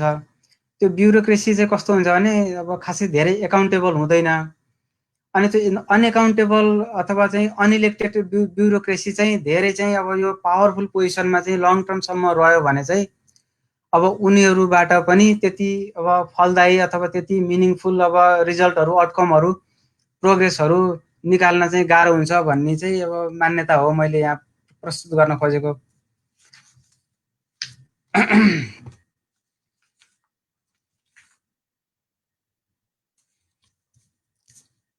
ल मोटामोटी मैले भन्न खोजेका कुराहरू यिनै हुन्। अब तपाईँहरू केही प्रश्नहरू छन् अथवा तपाईँहरूको आफ्नो मन्तव्य अथवा आफूलाई मन लागेको कुराहरू केही छन् अथवा आफूको केही एक्सपिरियन्सहरू छन्। अब यसमा चाहिँ के भनौँ न, के गर्दा चाहिँ अब भनौँ न समाजमा चाहिँ अब प्रोग्रेस हुन्छ, कसरी हामी चाहिँ प्रोग्रेस गर्न सक्छौँ, हाम्रो चाहिँ मेन्टल मोडल के हुन जरुरी छ भन्ने कुराहरू अथवा तपाईँहरूको केही जिज्ञासा एक्सपिरियन्सहरू छ भने अब तपाईँहरू सेयर गर्न सक्नुहुन्छ। र चाहिँ केही अब प्रश्नहरू छन् भने पनि अब मैले जानेको कुरा चाहिँ अब म बताउँला। अब होइन भने अब पछि पनि अब मेसेन्जरमा अथवा केहीमा चाहिँ हामी चाहिँ यसलाई चाहिँ कन्टिन्यू गर्न सक्छौँ यो विषयमा भन्दा हुन्छ चाहिँ शङ्करजी, धेरै धन्यवाद हजुर। यसपछि हामी 3 जना हजुरको कमेन्ट गर्नलाई इन्भाइट गरेका छौँ। बेजी हुनुहुन्छ, अहिले किशोरजी र रामजी पनि आउँदै हुनुहुन्छ। उहाँहरूको छोटो वक्तव्य हजुरको सपोर्ट अर्थात् केही क्वेसन भए उहाँले थप्नुहुन्छ। त्यसपछि हामी फेरि एकपटक अन्तिम पटक हजुरसँग भेट हुन्छ। र म शङ्करजीलाई एउटा प्रश्न सोध्न मन लागेको थियो, यसो उहाँ 3 जनाको पछि उत्तर दिनु होला। यो कोरोना भाइरस सुरु भयो नि चाइनाबाट, हजुर हजुर, त्यो प्राकृतिक हो कि मानव सृजित हो, मानव हस्तक्षेपबाट बनेको हो कि प्राकृतिक हो, त्यो पनि भनिदिनु होला अहिले पछि है। अहिले चाहिँ हामी बेजी र मौका दिन्छौँ। ल बेजी यसपछि हजुरको केही छ भने यसो सुनौ न। हजुरको अफ भएको छ, म अन गरिदिन्छु। ल हुन्छ, ल बोल्नुहोस्।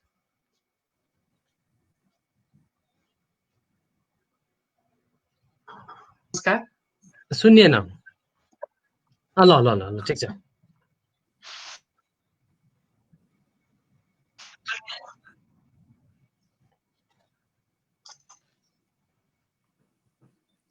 मलाई सधैँ प्रब्लमै दिएछ त। सुनिएको छ, मजाले सुनिएको ठिक छ, ठिक छ, सुन्दै हुनुहुन्छ? सुन्दैछौँ, ल भन्नुहोस्। साथीहरू सबैजनालाई नमस्कार। शङ्करजीलाई धन्यवाद। शङ्करजीको विशेष इन्साइट रह्यो आजको यो कार्यक्रममा। यसमा खास एक्सपर्ट फेलियर भन्ने शङ्करजीले धेरै उदाहरणहरू दिनुभयो, दृष्टान्तहरू प्रस्तुत गर्नुभयो। खास गरी पोलिटिकल प्रेसरले यो जुन एक्सपर्ट बायसनेसको कुरा उठाउनु भयो, जस्तो फर एक्जाम्पल मास्क नलगाइकन पनि हिँड्नु सकिन्छ, अझ मास्क लगाउँदा हानिकारकै हुन्छ भन्ने हिसाबले चाहिँ that's totally wrong. As an expert चाहिँ त्यो भन्नु हुँदैन थियो। बरु कसरी चाहिँ मास्कको काम गर्ने, यदि स्रोत साधनको अभाव हुन्छ भने त्यो नेचुरल नै हो।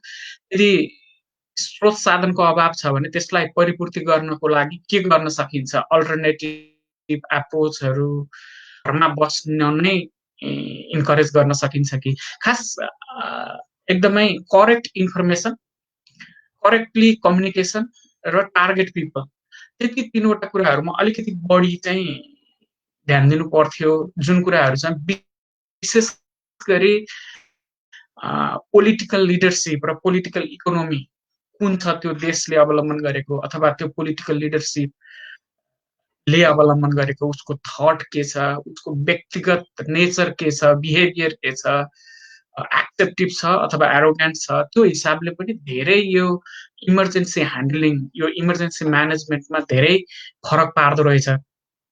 अहिले हामीले वर्ल्डको धेरै ठाउँमा चाहिँ यो एक्जाम्पल देख्न सक्छौँ, रिलेटेड गर्न सक्छौँ। खास गरी एक्सपर्टहरू अलिकति हतारिने अवस्था पनि हुन्छ यस्ता इमर्जेन्सीमा। के गर्न सकिन्छ भन्दा टेक्निकल सोलुसनहरू निकाल्न, एक्सपर्ट भ्यूहरू बाहिर लिएर आउने जुन र आफू अगाडि बढ्न खोज्ने त्यो चाहनाले पनि लिमिटेड डेटा अथवा स्याम्पल साइजबाट नै कन्क्लुजन निकाल्दाखेरि चाहिँ कतिपय अवस्थामा चाहिँ त्यो रिप्रेजेन्टेटिभ नहुन सक्छ र उनीहरूले दिएको सल्युसन पनि अन्ततोगत्वा त्यसले काम नगर्न सक्छ। पोलिटिकल लिडरसिपको प्रेसरले टेक्निकल लिडरसिपहरूलाई छोप्दाखेरि पनि यी अहिलेका भयावह अवस्थाहरू आएका अवस्था हुन सक्छ। मेरो चाहिँ त्यो लाग्छ। खास गरी यो इमर्जेन्सी म्यानेजमेन्टमा पोलिटिकल लिडरसिप भेरी इम्पोर्टेन्ट र तिनीहरूको पोलिटिकल फिलोसोफी पनि एकदमै इम्पोर्टेन्ट हुन्छ। It's a trade off between economy and human lifes देखिन्छ यो अराउन्ड द वर्ल्ड हेर्दा। अलिकति नेप्लिज कन्टेक्स्टमा शङ्करजीले धेरै कुराहरू कोभिडको कुराहरूमा भन्नुभयो। नेप्लिज कन्टेक्स्टमा हेर्दाखेरि चाहिँ सोसल वेलफेयरको स्किम खास गरी इमर्जेन्सी वेदर फ्लड अथवा अब रिकरेन्ट यो नेचुरल डिजास्टर कुरामा जुनसुकै देशले पनि अपनाएको पद्धति नेप्लिज कन्टेक्स्टमा चाहिँ हामी अपनाएको पाइँदैन। खास गरी सोसल वेलफेयर के गर्ने त भन्दा फुड इन्सेक्युर हाउस होल्ड नै आइडेन्टिफाई भएको हुँदैन। यदि केही कार्यक्रम लैजाउँ न त भन्यो भने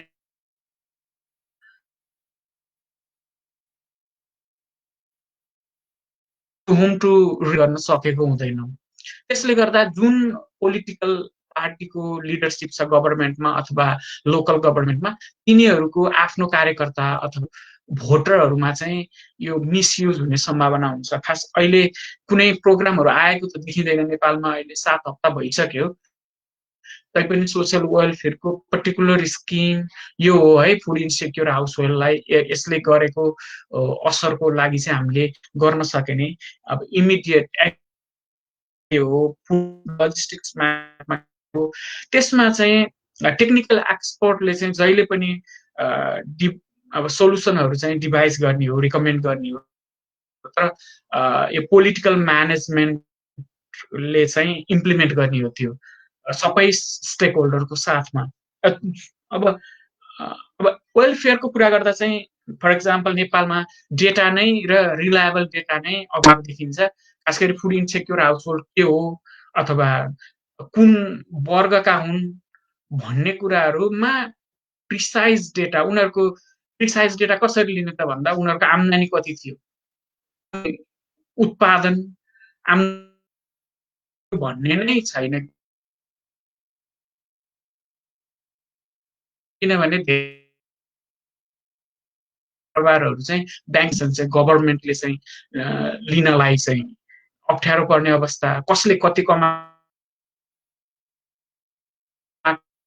छ, कसले कति ट्याक्स तिरेको छ, उसको ब्याङ्कमा त्यो बेलामा मौजदात कति छ, उसले फुड पर्चेस गर्न सक्छ कि सिस्टमले नै काम गर्नुपर्छ। र नेपालमा धेरै अवस्थामा यो आउँछ। खास गरी food related emergency, natural disaster, अब यस्ता इमर्जेन्सीहरू चाहे झाडा पखाला हुन्छ, चाहे नाना भाँतीका कुराहरू हुन्छन्। इभन अब क्रप फेलियरकै कुराहरूमा पनि फुड इन्सेक्युर हाउस होल्डहरूमा पनि यस्तो भएको चाहिँ अलमल हुन्छ। त्यसमा भनेको रिलायबल डेटा नै नभएर हो। अब अहिलेको स्ट्राटेजिकल्ली चाहिँ यो भाइरसले चाहिँ काम त अवसर दिएको छ। खास गरी आजको भोलि नै जस्तो चाहिँ आगलागी पनि होइन, फ्लड पनि होइन, तर यो भाइरस स्लोली स्प्रेड भएको हिसाबले गर्ने अवसर धेरै दिएको छ। स्ट्राटेजी बनाउने, प्रोग्राम बनाउनेको छ देखिँदैन। खास गरी फुड ब्याङ्कबाट चाहिँ लोकल गभर्मेन्ट बडिज थ्रु चाहिँ अथवा रेड क्रस थ्रु चाहिँ जान सकिन्थ्यो, त्यो गएको देखिँदैन। खास गरी सोसियल मिडियामा चाहिँ भयावह अवस्थाहरू देखिन्छ। इभन पोलिटिकल लिडरसिपहरू पनि अवेर हुँदा पनि त्यो देखिँदैन। अब फुड इन्सेक्युरिटी त त्यति फुड इन्सेक्युरिटी आउने सिजनमा इम्प्याक्ट पार्ने कुरा प्रष्ट थियो। तर अझै अब फार्म वर्क्समा चाहिँ रेस्ट्रिक्सन इजिङ गर्न सकिन्थ्यो कि पहिला नै, अथवा फुड लजिस्टिक्स म्यानेजमेन्ट के गर्ने त इनपुटको लागि, फार्म आउटपुटको लागि, त्यो चाहिँ अलिकति सप्लाई चेन म्यानेजमेन्टका विज्ञहरूलाई लिएर आएर प्लस टेक्निकल विज्ञहरूलाई मा एक्ट गर्नु पर्थ्यो। यस्तो खालकोमा चाहिँ अब हाम्रा स्ट्रक्चरहरू छन्, जस्तो लोकल लेभलमा पनि लोकल अथोरिटी छ, वार्ड अफिस छ, तिनीहरू थ्रु चाहिँ गर्न सकिन्थ्यो, तर गरेको देखिँदैन। जुनमा चाहिँ एग्रिकल्चर सेक्टरमा पनि एक्सपोर्टको एउटा कुरा हुन्छ र पोलिटिकल लिडरसिपको अर्को कुरा हुन्छ र तिनीहरू दुईटै टाइम्समा यो पब्लिक मिडियामा धेरै आइरहेको छ। गर्नुभन्दा पनि समस्या चाहिँ पहिल्याउने तर त्यस्तो सोल्युसनहरू चाहिँ काम नगर्ने त्यस्तो देखिन्छ। अब अरू साथीहरूलाई थाहा छ केही भइरहेको छ भने प्लिज सेयर गरिदिनु होला। अर्को चाहिँ अल्टिमेटली लोकलाइजेसन अफ फुड इकोनोमी, खास गरी फुड इकोनोमी चाहिँ एटलिस्ट सेक्युरिटीको कम्पोनेन्टहरू जस्तो सिरियल्स भयो अथवा अरू अब मेडिसिनकै कुराहरूमा पनि हामी चाहिँ अलिकति सेल्फ सफिसियन्ट फुड इकोनोमी बनाउनुपर्छ लङ रनमा भन्ने कुरा चाहिँ यस्ता चिजबिजहरूले चाहिँ दिन्छ। किनभने हरेक देशमा चाहिँ उत्पादन भएको चाहिँ एक्सपोर्ट नगरौँ भनेर निर्णय गर्न साथ चाहिँ हामीले इम्पोर्ट बेस्ड इकोनोमी भएको कन्ट्रीले चाहिँ धेरै अप्ठ्यारो पर्छ र हामीसित रिसोर्स भएको अवस्थामा चाहिँ हामीले त्यतापट्टि चाहिँ सिस्टमलाई नै अलिकति रिभाइटलाइज गर्ने, रिथिङ्क गर्ने र हामीले के गर्न सकिन्थ्यो त भन्ने कुराहरूमा चाहिँ यस्ता इमर्जेन्सी प्लान गर्नुपर्ने देखिन्छ, जसमा चाहिँ विभिन्न स्टेक होल्डरको साथमा गभर्मेन्टले चाहिँ लिडरसिप लिनुपर्ने नै देखिन्छ। मैले अलिकति शङ्करजीको लागि थप्दै मैले आफ्ना कुराहरू पनि राखेँ। हस्, धन्यवाद। ल हुन्छ हजुर, हस् त बेजी, धेरै धन्यवाद। त्यसपछि डाक्टर किशोर दाललाई हजुरको मन्तव्य राख्न समय दिन्छु। धन्यवाद धन्यवाद। किशोर सर सुन्दै हुनुहुन्छ? मैले सुनिरहेको छु। मलाई सुन्नु भएको छ? मलाई सुन्नु भएको छ? किशोर सर मैले सुनिरहेको छु, मलाई सुन्नु भएन? किशोर सर सुन्दै हुनुहुन्छ? मैले सुनिरहेको छु। मलाई सुन्नु भयो कि भएन? बेदजीले सुन्नुभयो जस्तो लाग्यो। बेदजी सुन्नुभयो, गोविन्दजी सुन्नु भएन मलाई?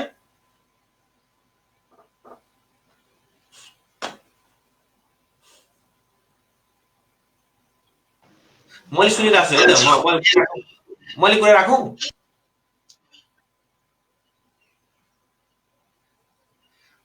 गोविन्दजी म राखौँ?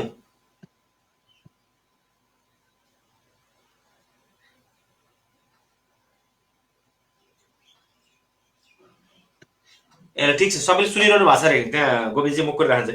म शङ्करजीलाई म दुईटा कुरा राख्न चाहन्छु वास्तवमा। एउटा जस्तो उहाँले प्रेजेन्ट गरे जसरी गर्नु भएको छ नि, अब यो तीनवटा CDC, WHO र युकेको इम्पेरियल कलेजको अब त्यो बारेमा मिसलिड नै भनौँ, खास गरी इन्फर्मेसनहरू।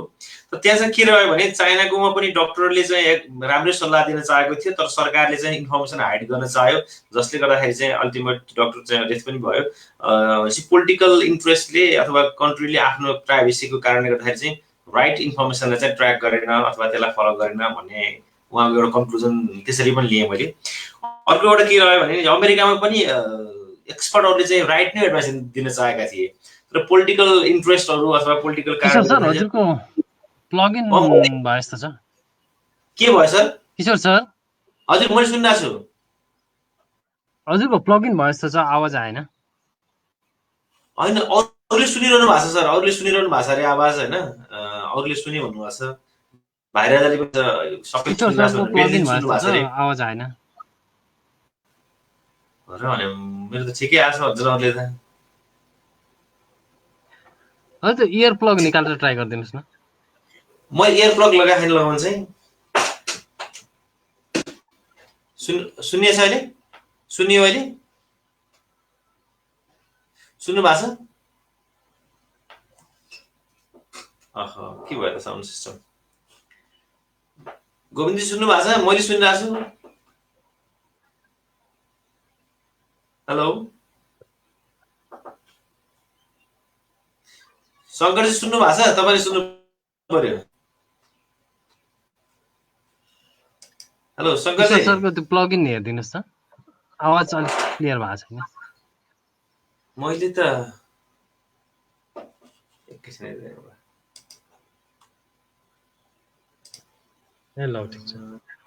ठिक छ। ल मैले गोविन्दजी प्रश्न राखिरहेको थिएँ। एउटा चाहिँ मैले त्यो अमेरिकामा पनि अब CDCले राम्रै सल्लाह दिएको थियो, तर पोलिटिकल इन्फ्लुएन्सले गर्दाखेरि चाहिँ त्यो इन्फर्मेसन नमानेर पोलिटिकली आफ्नो इन्ट्रेस्ट गर्छ। हाम्रो न्युजहरूबाट नि ट्रम्पको भनौँ एक्सपर्टहरूको एडभाइसमा चाहिँ कन्ट्राडिक्सनहरू बारम्बार देखिरहेको हुन्छ। एक्सपर्टले दिएको सल्लाह चाहिँ फ्लजहरू दिएको होइन कि पोलिटिसियनहरूले आफ्नो इन्ट्रेस्टले ढाल्दाखेरि चाहिँ यो केसहरूलाई चाहिँ राइट ह्यान्डल नभएको हो कि भन्ने मेरो इन्टरप्रिटेसन। जस्तो दुईटा इक्जाम्पल दिएँ मैले, त्यसमा म अर्को एउटा इक्जाम्पल दिन चाहन्छु। मैले अलिक पहिला फलो गरेको थिएँ, कति हो यो सिम्टम्सहरू एक्सप्रेस हुन लाग्ने टाइम भनेर सुरुमा 3000वटा केसको एभरेज हेर्दाखेरि चाहिँ 4.6 डेज भयो। पछि त्यो केसले 4.6 डेज मिट गरेन, अनि अलिकति बढ्दै गएर 5.2 भन्न थाल्यो, पछि गएर 6 समथिङ डेज भन्न थाल्यो। अहिले त 8 दिनसम्म पनि यसको एभरेज टाइमहरू चाहिँ 4.5 कति डेज भइसक्यो। यो एउटा नयाँ कुरा हो, नयाँ भएको हुनाले कति कुराहरू चाहिँ इन्फर्मेसन म्याच्योर्ड हुने बाँकी छ।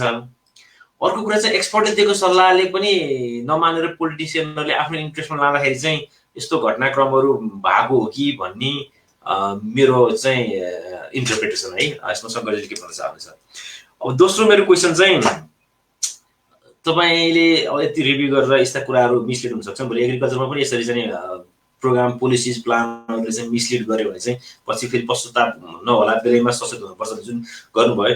त्यसको लागि तपाईँले अध्ययन गरेको आधारमा तपाईँले आफूलाई चाहिँ अहिलेसम्मको जानकारीको आधारमा नेपालमा इमिडिएटली चाहिँ तपाईँको अहिलेसम्मको सूचना अनुसार लाखौँ मान्छे, केही लाख मान्छे चाहिँ बाहिरबाट चाहिँ यङ मेन पावर बिलो 40 अब 18 को मेन पावर चाहिँ आउँदैछ। केही हातमा सिप पनि लिएर आउला होइन, आउने इन्ट्रेस्टहरू सर्वेहरू देखाइरहेकै छन्। त्यस्तो मान्छे आउँदाखेरि तिनीहरूको फ्यामिलीहरू चाहिँ फार्मिङ सिस्टमबाट डिट्याच भएर टाउनहरूमा सिटीहरूमा आएर सानो कोठाहरूमा बसेको धेरै फार्मिङ फ्यामिलीहरू त्यसरी आएर बसेका छन्। त्यत्रो मेन पावरहरू आउँदैछन्, त्यो मेन पावरहरू आएर फेरि त्यो डिपेन्डेन्ट भएर चाहिँ जहाँ फ्यामिलीहरू बसेको छ, जहाँ टाउनहरूमा आएर बसेको छ सानोहरू, त्यहाँ बसिदियो भने फेरि त्यो एग्रिकल्चरमा एट्याच हुँदैन। डिमान्ड चाहिँ बढाउने, फुड डिमान्ड चाहिँ डिमान्ड गर्ने, अब त्यसपछि गएर एट्याचमेन्ट नहुने फार्मिङ फ्यामिलीमा भयो भने देशमा त हाम्रो त एकदम फुड क्राइसिस हुने चान्स बढी हुन्छ, रेमिटेन्स पनि घट्ने, अरू त छँदैछन् जति पनि कुराहरू। तपाईँले यस्तो मेन पावरहरू जुन बाहिरबाट आउनेवाला छन्, ती मेन पावरहरूलाई एग्रिकल्चरमा लिङ्क गरेर हाम्रो एग्रिकल्चर अलिक सस्टेन गर्नलाई चाहिँ तपाईँले के सजेस्ट गर्नुहुन्छ त? एग्रिकल्चरको कस्तो पोलिसी, कस्तो प्रोग्राम, कस्तो चाहिँ एक्टिभिटिजहरू गऱ्यो भने चाहिँ यो एड्रेस हुन सक्ला, तिनीहरूलाई चाहिँ ब्याक टु चाहिँ अथवा फार्मिङ सिस्टममा लान सकिएला भन्ने चाहिँ तपाईँको अनुभवले चाहिँ अथवा तपाईँको जानकारीको नलेजले के भन्न चाहनुहुन्छ त्यो बारेमा भनिदिनु भने हामीले पनि राइट ठाउँमा सजेसन दिनलाई सजिलो हुने थियो कि यो त इमिडिएट फ्युचरमा हामीले गर्नुपर्ने कार्यक्रम छ। म यति मात्रै दुईवटा कुरा राख्न चाहेँ।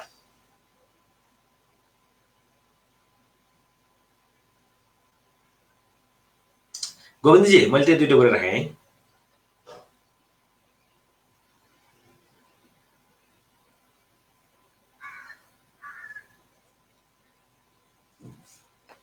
गोविन्दजी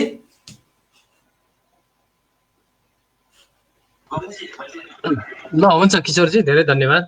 सुन्दै हुनुहुन्छ नि? मैले सुनिरहेको छु। अब यसपछि म फेरि ब्याक टु शङ्करजीलाई बोलाउँछु। हजुर सुन्दै हुनुहुन्छ?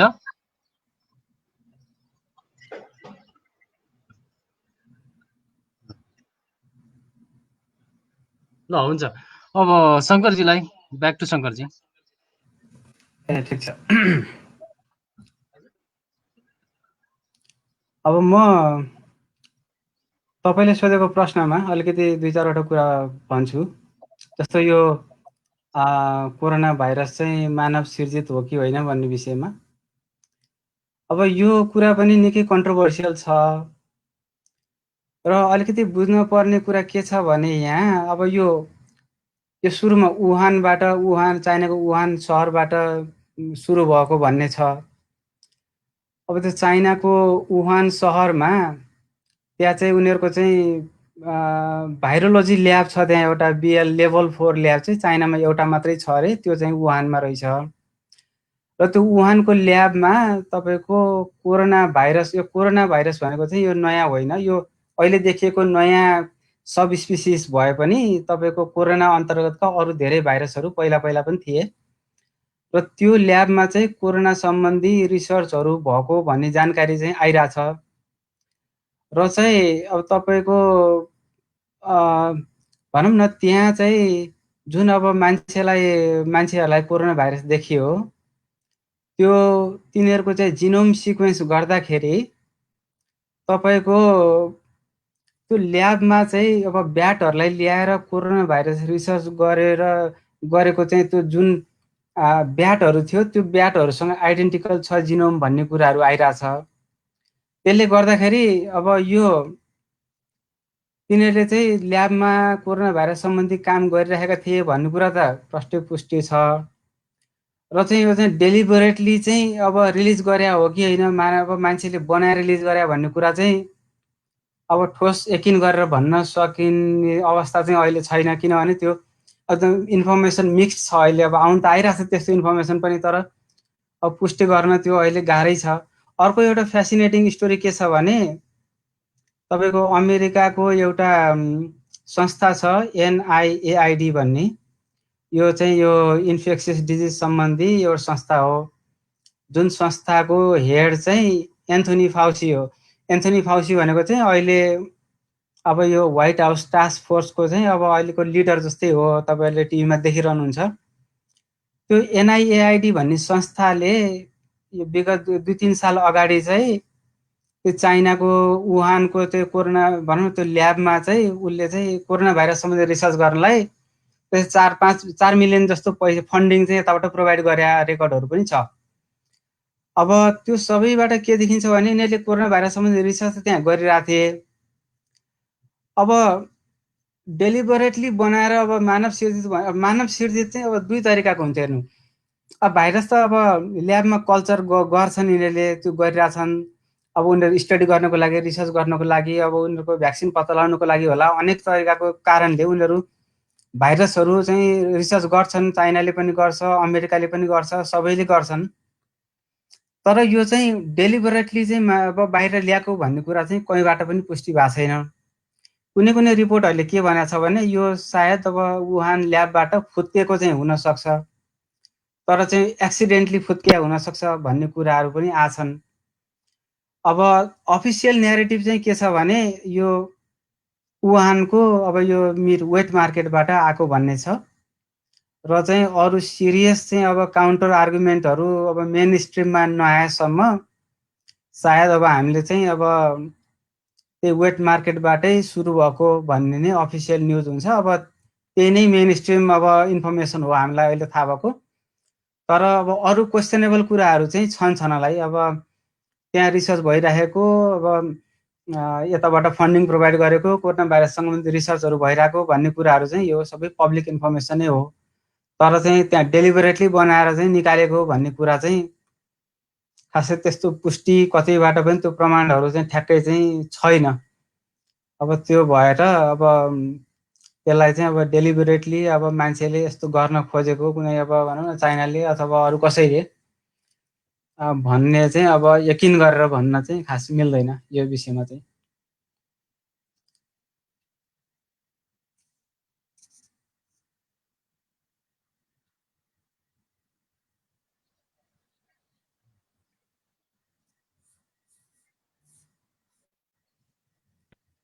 र अर्को कुरा म फेरि बोल्दैछु एउटा अब अन्तिममा म एउटा कुरा के भन्न चाहन्छु भने अघि बेदजीले एउटा राम्रो कुरा ल्याउनु भयो। जस्तो नेपालमा अहिले अब केसहरू धेरै छैनन्, एकदम थोरै केस छन्। अब यो बेलामा खास भन्यो भने सरकारले अथवा चाहिँ कुनै भनौँ न त्यो एक्सन लिन सक्ने ठाउँमा भएको संस्थाहरूले चाहिँ अहिले यो समयलाई युटिलाइज गरेर चाहिँ एकदमै वेल प्लानिङ गर्न पर्ने अवस्था छ अहिले, किनभने अहिले समय पनि छ। अब त्यो विकराल स्थिति आइसकेका छैन। यो बेलामा त बरु अब ठाउँहरू हेरेर सर्टेन ठाउँहरूमा अब मिल्छ भने अलिकति लकडाउन खोकुलो पारेर तपाईँलाई चाहिँ त्यहाँको इन्भाइरोमेन्ट अलिक सहज बनाउने जस्तो हुन्छ नि। अब तपाईँको यहाँ अमेरिकामा अब यो मान्छेहरूले अब ग्रिन जोन रेड जोन भनेर छुट्याउने यस्तो यस्तो कुराहरू प्रपोज गर्छन्। त्यस्तै अब नेपालमा पनि अब अहिले धेरै ठाउँहरू अहिले ग्रिन जोनको रूपमा आइडेन्टिफाई गर्न मिल्छ हो। त्यस्तो जोनहरू आइडेन्टिफाई गरेर बरु बाहिरको मान्छेलाई त्यता भित्र आउनु नदिए पनि त्यहीँभित्र चाहिँ इकोनोमिक एक्टिभिटीहरू नरोक्ने, त्यहाँ चाहिँ गर्न दियो भने चाहिँ त्यसले चाहिँ लङ टर्म अब इम्प्याक्टमा चाहिँ त्यसले चाहिँ भनौँ नेगेटिभ इम्प्याक्टहरू पर्नबाट चाहिँ त्यसले बचाउन सक्छ भन्ने चाहिँ मेरो आफ्नो पर्सनल धारणा। त्यो गर्न सक्यो भने, किनभने अब अहिले सबै डराएर सबैजना घरभित्र मात्रै बसेर अब त धेरै दिन त चल्दैन। किनभने अब यो भाइरसको चाहिँ कि त भ्याक्सिन आउनु पर्यो कि त दबाई आउनु पर्यो, यो दुवै चिज एकदम कठिन छन्, एकदम समय लाग्ने कुराहरू हुन्। अब यो महिनौँ अब अझ पनि धेरै महिना जस्तो लकडाउन गर्न पर्यो भने र चाहिँ हामीसँग केही चाहिँ अर्को निकास हुने खालको चाहिँ प्लान हामीले गर्न सकेनौँ भने पछि झनै अप्ठ्यारो स्थिति आउन सक्छ। र अहिले समयमै हो त्यस्तो भनौँ न प्याचहरू अब जोनहरू आइडेन्टिफाई गरेर अलिकति सहज त्यहाँ गराउन मिल्छ भने सहज गराउने, यस्तो यस्तो कुरामा चाहिँ एक्सन लिन चाहिँ गभर्मेन्टले अथवा सबैले अथवा खास गरी लोकल अथोरिटीहरूले पनि यसमा चाहिँ ध्यान दिन सक्यो भने चाहिँ त्यसले चाहिँ पछि लङ टर्ममा चाहिँ राम्रो हुनसक्छ भन्ने मेरो धारणा हो। यति भन्दै म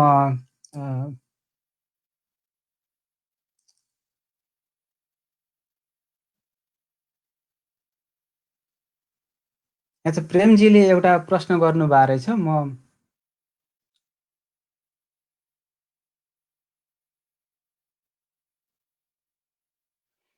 प्रेमजीले सोध्नु भएको छ अब यो पेन्डेमिक अब रिकरिङ पेन्डेमिक चाहिँ एभ्री 100 इयर्स जस्तोमा चाहिँ आउने कुरा चाहिँ के हो भनेर भन्नुभएको छ।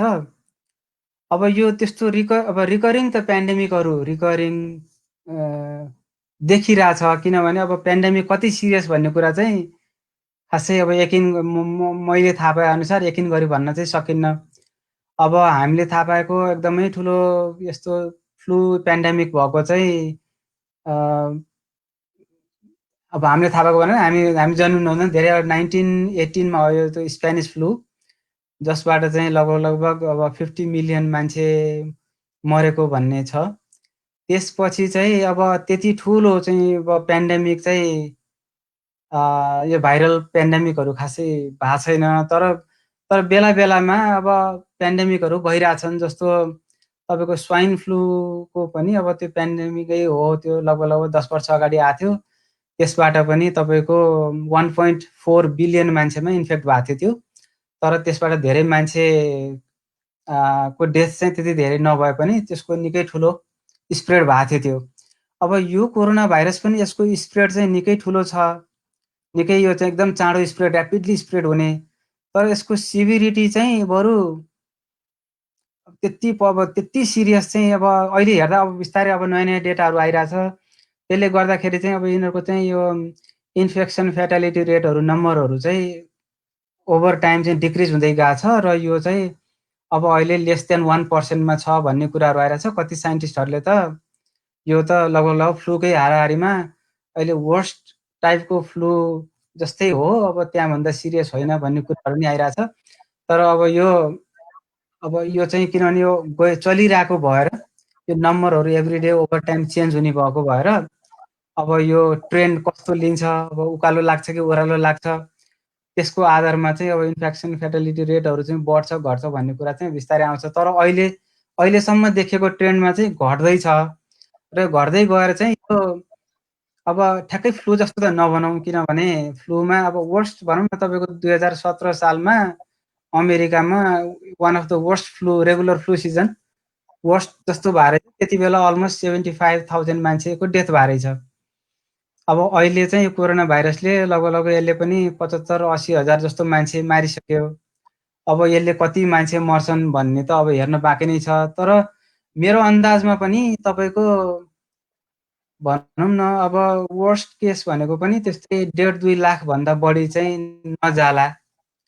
अब त्यति भनेको पनि अब वर्स्ट फ्लू भन्दा लगभग 2 टाइम्स, अराउन्ड 2 टाइम्स चाहिँ अब सिरियस चाहिँ हो। तर चाहिँ अब एकदमै सिरियस चाहिँ अब चाहिँ पुरा 70 पार्ने किसिमको सिरियस पनि यो होइन। अनि फेरि यो कोरोना भाइरस कस्तो छ भने 2-4वटा यसको पोजिटिभ एस्पेक्ट पनि छ। किनभने पोजिटिभ एस्पेक्ट के भने यो अब यङ मान्छेहरूलाई जस्तो अब इन्फेन्टहरूलाई अथवा चाहिँ 9 वर्षदेखि 10 वर्षदेखि मुनिको मान्छेहरूलाई त यसले खासै धेरै असर गरेकै छैन। तपाईँले त्यो यो वर्ल्डोमिटर अथवा यो नम्बरहरू त्यहाँ गएर चाहिँ त्यो एज क्याटेगोरी हेऱ्यो भने पनि अब अहिले यत्रो 4-5 अलमोस्ट मोर देन 4 मिलियन केसेसहरू देखियो।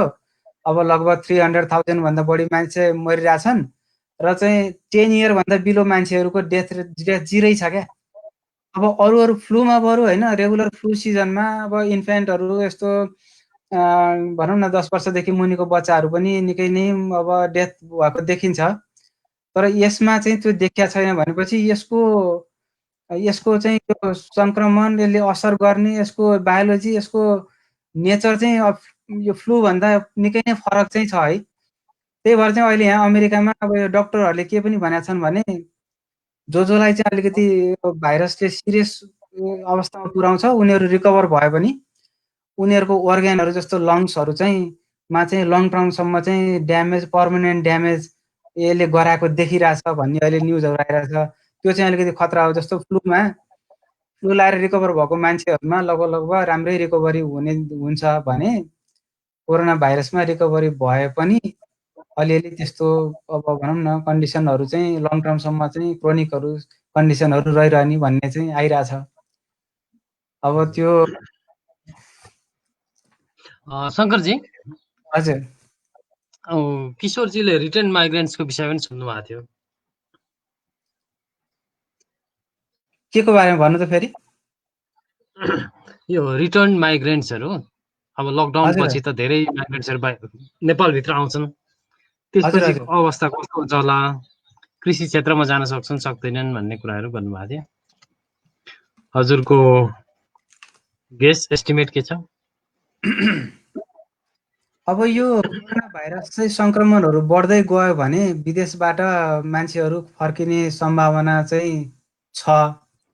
अब कस्तो भने अब अमेरिकातिर चाहिँ अलिकति विकसित मुलुकबाट चाहिँ बरु धेरै नफर्केलान्, किनभने यहाँ बसिरहेको यहीँ पढेको अथवा यहीँ जाहिर गरेको मान्छे खासै फर्किन्न। जस्तो अब जति टुरिस्टहरू यहाँ आएछन् त्यो टुरिस्टहरू यहाँ आएर नेपालबाट भ्रमणमा आएको मान्छेहरू फर्किन नपाएको मान्छेहरू त यो अलिकति साम्य भएपछि उनीहरूलाई अवस्था मिल्यो भने उनीहरू फर्किने नै भए फर्किन चाहिरहेछन्। यहाँ अमेरिकामा पनि त्यस्तो ग्रुपहरू रहेछ मैले थाहा पाए अनुसार। उनीहरू यहाँ एम्बेसी थ्रुबाट चाहिँ हामी नेपाल फर्किन पाऊँ भनेर जस निवेदन गरेको कुराहरू मैले पढेको थिएँ। खास गरी चाहिँ अब खाडी मुलुकतिरबाट अरू अन्य विदेश ठाउँबाट नेपालमा फर्किने सम्भावना पनि निकै ठुलो छ, किनभने अब त्यो देशहरूमा पनि स्थिति अलिकति नाजुक हुँदै गयो भने अब त्यहाँ लामो समयसम्म बस्न चाहिँ अप्ठ्यारो भयो भने अब नेपाल फर्किने अवस्था त छ। अब नेपालमा गएर अब कसरी गर्ने भन्ने त अब मेनली अब हामीले अब कृषि, किन नेपाल अब कृषि प्रधान देश भनिन्छ, त्यही भएर हामीले कृषिलाई नै बढी फोकस गरिन्छ। तर चाहिँ अर्को एउटा कुरा के पनि ध्यान दिनुपर्छ भने त्यसरी फर्केको माइग्रेन्टहरूको एग्रिकल्चर मात्रै नभइकन उनीहरूको स्किल्स चाहिँ केमा छ होइन, त्यो स्किल्सलाई चाहिँ अलिकति युटिलाइज गर्न सकिन्छ त्यही आफ्नै देशमा भने चाहिँ त्यसमा बढी फोकस गर्न सक्यो भने अब त्यो विदेशतिरबाट फर्केको मान्छेहरूले उहाँ जस्तो काम गरेका थिए त्यस्तै किसिमकोमा अब केही युटिलाइज गर्न सकियो भने चाहिँ त्यसबाट पनि बेनिफिट हुनसक्छ जस्तो लाग्छ मलाई। अब कृषि त अब हाम्रो अब धेरै जसो गाउँघरमा कृषि नै हुन्छ। अब विदेश जाने धेरै मान्छेहरू पनि कृषिमा अब आबद्ध छन् जानेको, अब आएर गर्ने सम्भावना त त्यो छ। अब त्यसमा सरकारले गर्न सक्ने भनेको सायद अब अलिअलि लोनहरू प्रोभाइड गर्ने, अब यस्तो यस्तो गरेर केही सहुलियतहरू दिएर इन्करेज गर्ने, अब प्लानहरू गर्न त मिल्छ। अब त्यो गर्नु पनि पर्छ त्यस्तो अवस्था आयो भने। अब अहिले त अब पुरै लकडाउन छ, अब कहिलेबाट अब यिनीहरूको हल्का हुन्छ, अलिकति खोक्लो भएपछि अब इन्टरनेसनल अब ट्राभलहरू भयो भने अब त्यसबाट चाहिँ अब मान्छेहरू फर्किने सम्भावना छ र तिनीहरूलाई त्यही अनुसार चाहिँ अब सरकारले अब सबै कुरा सरकारले गर्नुपर्छ भन्ने पनि होइन, एउटा चाहिँ अपर्च्युनिटीहरू देखाइदियो भने उनीहरूले त्यसलाई चाहिँ युटिलाइज गर्ने सम्भावना छ र त्यसलाई चाहिँ प्रोत्साहन गर्नुपर्छ भन्ने मेरो धारणा हो।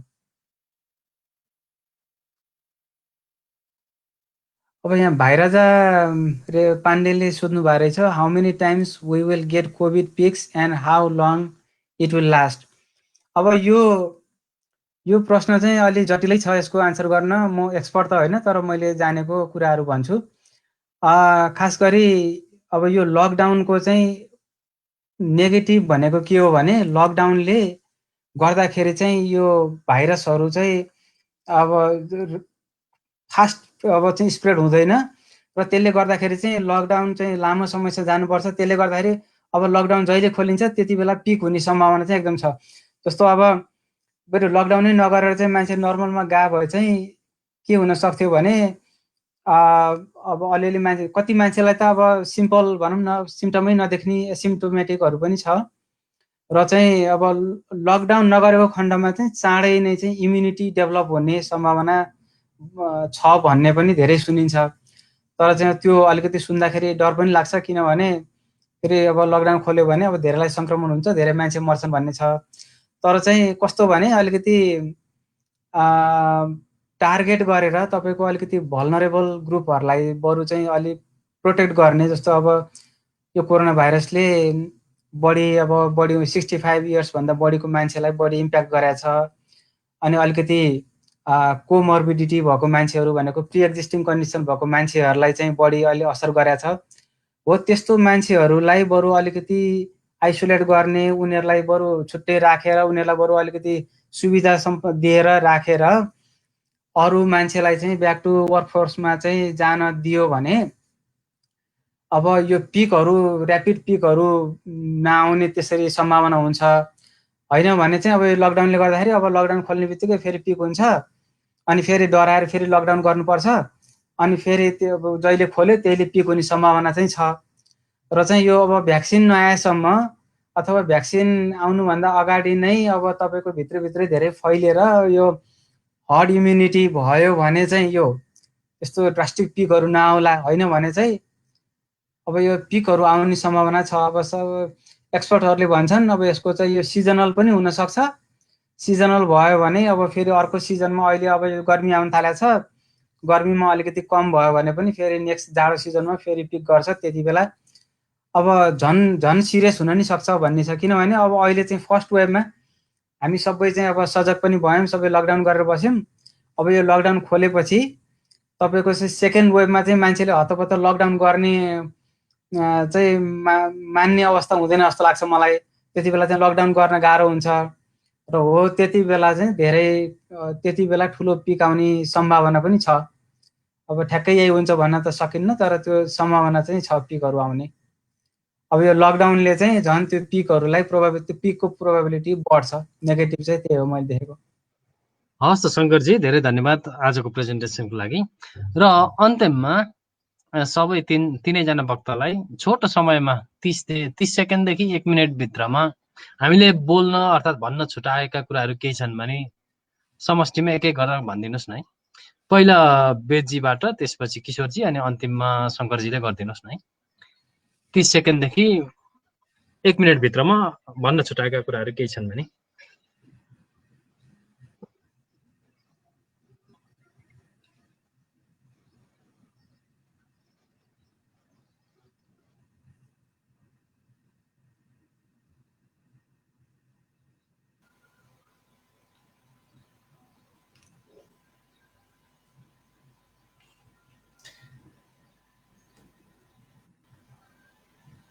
पब्लिक मिडिया, संसार मिडिया, अब एक्सपर्टको भ्यू, लिडरको भ्यू।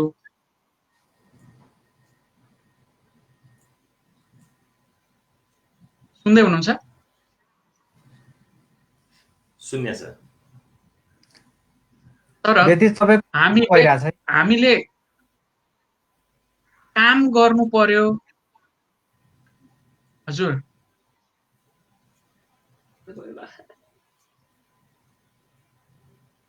ठिक छ।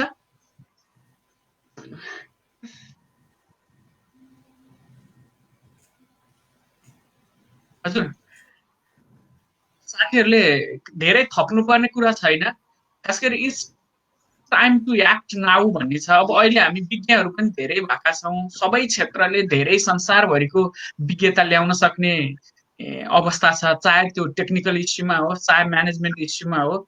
तर काम चाहिँ जहीँको तहीँ छ।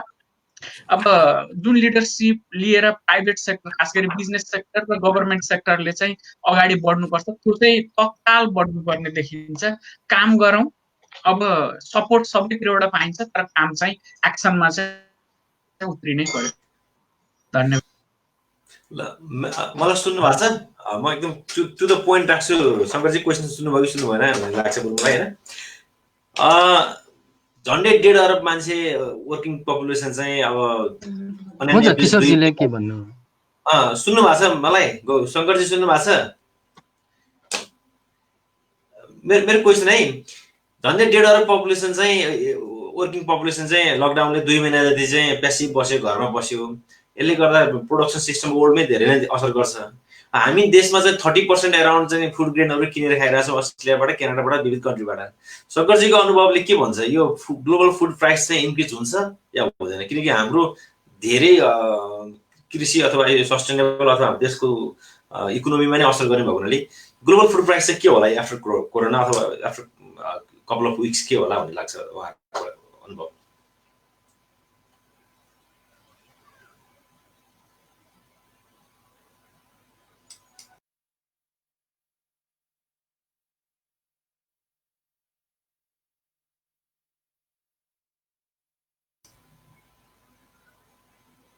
मेरो क्वेसन त्यति मात्र हो, एकदम टु द पोइन्ट क्वेसन गऱ्यो भने लाग्छ मलाई।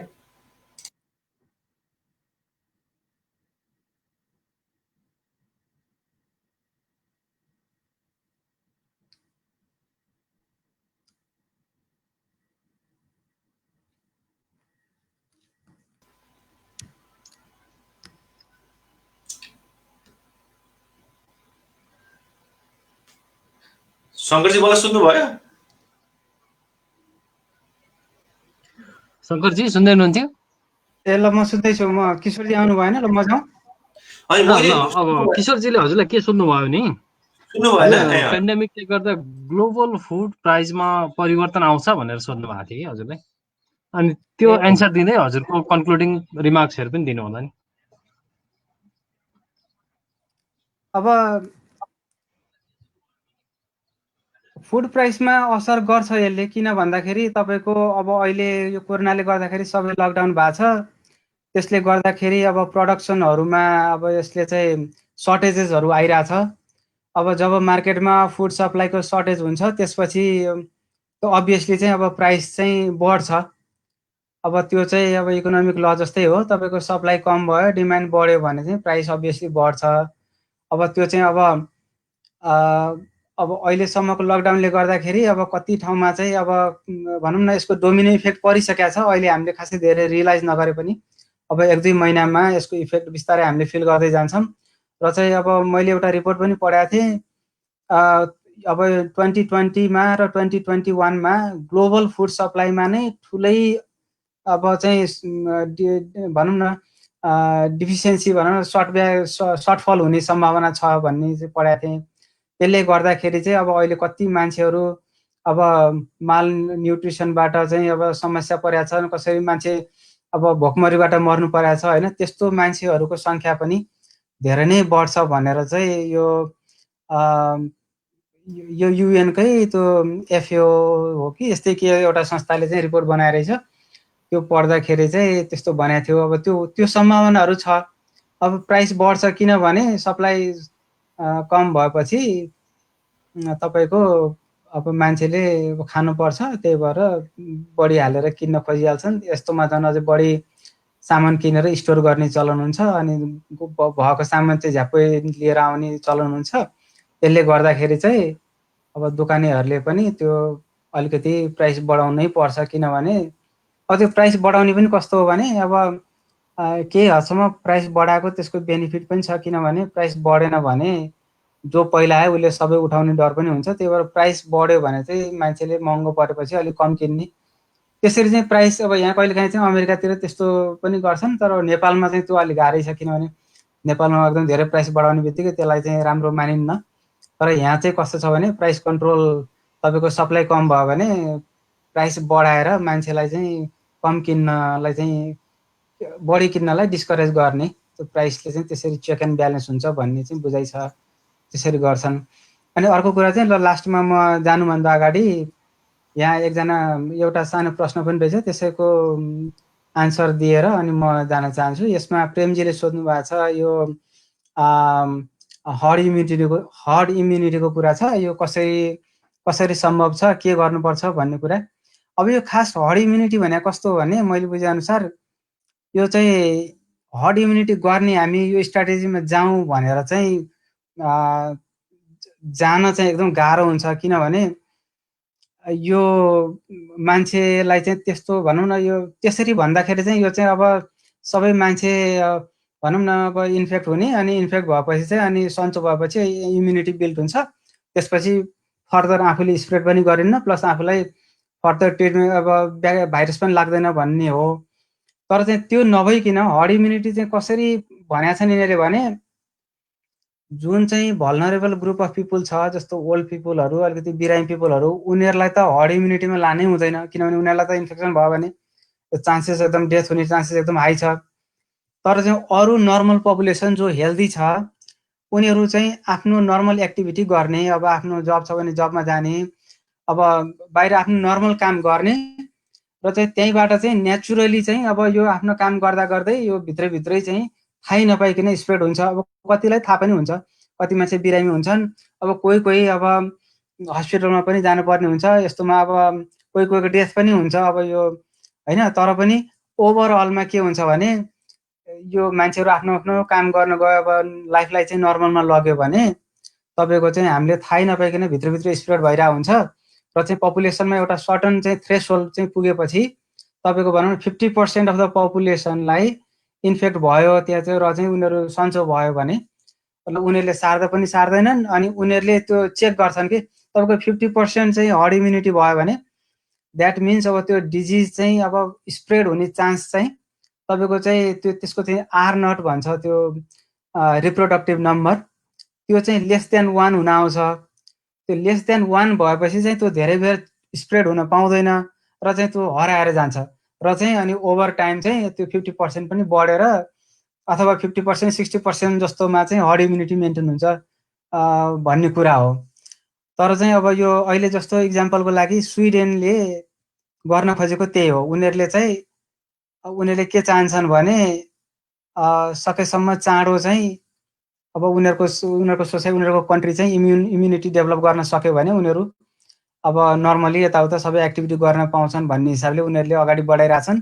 र उनीहरूले चाहिँ अलिकति वृद्ध मान्छेहरू र चाहिँ अलिकति बिरामी मान्छेहरूलाई चाहिँ आइसोलेट गरेका छन्। त्योभन्दा बाँकी प्रिटी मच अब केही पनि नगरे त होइन, तर पनि अब बेसिकली अरू देशभन्दा त्यहाँ लाइफ निकै नै नर्मल जस्तै छ। र चाहिँ उनीहरूको स्टडी अनुसार अब अस्ति आज 9th भयो, तपाईँको यो अप्रिलको एन्डतिर, यो मेको फर्स्टतिर एउटा रिपोर्ट आएको थियो स्विडेनबाट। त्यो रिपोर्टमा चाहिँ उनीहरूको झन्डै 26% जस्तो चाहिँ हर्ड इम्युनिटी मेन्टेन भइसकेको भन्ने छ। अब त्यसलाई चाहिँ तिनीहरूले पोजिटिभ रूपमा ल्याछन्, किनभने त्यहाँ अब देशको पपुलेसन भनौँ न 10 मिलियन हो भने अब त्यो रिपोर्ट अनुसार तपाईँको झन्डै 3 मिलियन जस्तो मान्छेलाई चाहिँ इन्फेक्ट भइसकेको छ, तर पनि उनीहरू खासै सिरियस कन्डिसनमा छैनन्।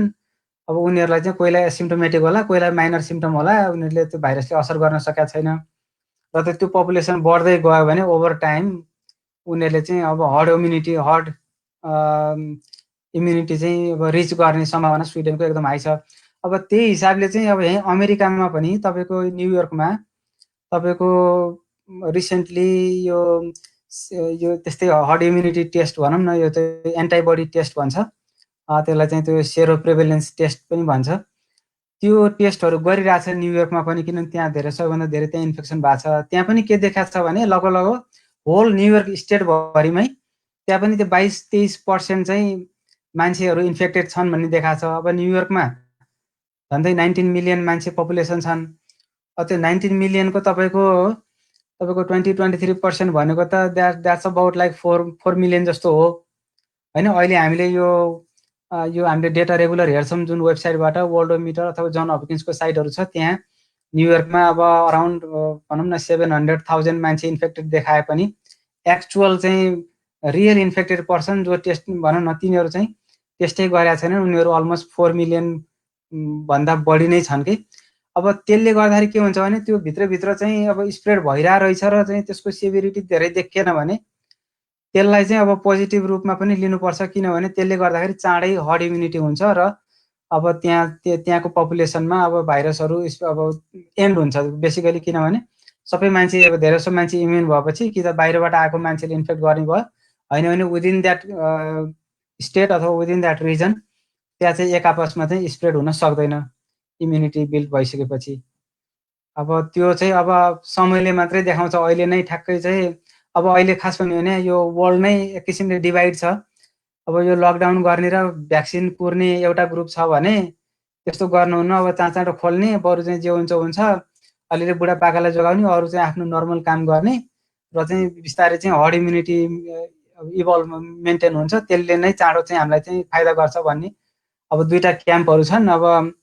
अब यसको चाहिँ हेर्दै जानुपर्छ। अब भनौँ न at the end of the day अब स्पेकुलेसन मात्रै हो, किनभने अहिले त अर्ली स्टेज, अहिले चाहिँ लकडाउन गर्नेले बढी जित्या छ भनौँ, किनभने लकडाउन गरेर कम मरेको देखाएको छ नि त। यो लकडाउनको इफेक्ट इमिडिएट हो। लकडाउन गरेपछि मान्छे घरमा बस्ने भयो, घरमा बसेपछि धेरै मान्छेलाई इन्फेक्सन हुँदैन अनि त्यहाँबाट धेरै मान्छे बस्ने भयो। तर हर्ड इम्युनिटीको के हो भन्दाखेरि लङ टर्म एप्रोच हो। उनीहरूको चाहिँ 1 वर्ष 1.5 वर्ष कुरेपछि मात्रै, अब भनौँ न स्विडेनले रियली राम्रो काम गरे कि गरेन भन्ने कुरा थाहा पाउनलाई 1 वर्ष कुर्नुपर्छ। ल 1 वर्षपछि स्विडेनको र ब्रिटेनको चाहिँ रिजल्ट चाहिँ कम्पेयर गर्नु पर्यो होइन त। ग्रेट ब्रिटेनले चाहिँ लकडाउन गरेको छ, स्विडेनले गरेको छैन। त्यो at the end of 1 year दुइटैको रिजल्ट चाहिँ फरक नआउन सक्छ कि, किनभने यो भाइरस भने कस्तो चिज हो कि भने अब तपाईँ चाहिँ यो रेस्पिरेटरी भाइरस चाहिँ स्प्रेड भएपछि it's very difficult to control. यसको नेचुरल कोर्स छ। अब जति मान्छेलाई बचाउन सकिन्छ बचाउने हो, होइन भने यसले आफ्नो कोर्समा गइछाड्छ होइन। त्यही भएर हामी खास भन्ने भने अब हामी नेपालमा, खास गरी नेपालमा पनि अलिकति हामी फियर भन्दा पनि हामी अलिकति अब्जेक्टिभ माइन्डले अब अलिकति यो लकडाउनलाई चाहिँ कसरी चाहिँ खोकुलो बनाएर खोकुलो पनि बनाउनु पर्यो, प्लस हामी अब बच्दै पनि जानु पर्यो हो। यस्तो उपायहरू चाहिँ सोच्नु चाहिँ पर्छ। त्यो गर्न सक्यो भने चाहिँ खास अब नेपाल चाहिँ अहिले म चाहिँ एकदम राम्रो पोजिसनमा छु भन्छु। अब नेपाल चाहिँ एकदम भेरी लकी कन्ट्री। अब maybe we have more immune, Nepalese may have more immune होइन। त्यो सबै कुरा पछि समयले देखाउला। र चाहिँ अब हामी घरमा लुकेर बस्नुभन्दा अब अलिकति सोचेर स्टेप चाल्ने बेला आएको छ। अब जोनहरू छुट्याएर चाहिँ अलिअलि खोल्ने। अब हाम्रो भनौँ न अब धान रोप्ने बेला आछ। अब अहिले त मान्छेले चाहिँ धान लगाउन पाएन भने अब भनौँ न त्यस्तो एग्रिकल्चरको कुराहरू छ। अर्को मैले हिजो मात्रै एउटा पढेको, जस्तो इन्डियामा चाहिँ ट्युबरकुलोसिसको चाहिँ एकदमै हाई रेट भएको देश हो इन्डिया। जस्तो नेपाल पनि सानो देश भए पनि नेपालमा पनि ट्युबरकुलोसिसको प्रब्लम व्यापकै छ। अब अहिले लकडाउन भएर सबै घरमा बसेका छन्।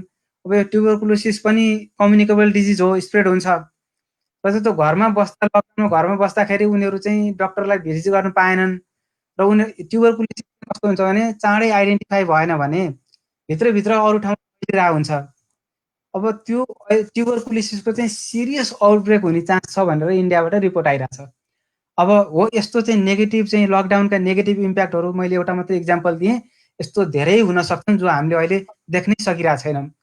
र हामीले त्यस्तो अवस्थालाई पनि होइन विचार गरेर अब कसरी हुन्छ, अब सरकारको मार्फतबाट अथवा लोकल कम्युनिटीले आफ्नै इनिसिएटिभ लिएर हुन्छ कि कसरी हुन्छ चाहिँ अब अगाडि बढ्ने र चाहिँ अब भनौँ न अब लाइभलीहुडलाई चाहिँ फेरि थ्राइभिङ, ब्याक टु थ्राइभिङमा ल्याउने प्रयास गर्नुपर्छ भन्ने चाहिँ मेरो मान्यता हो।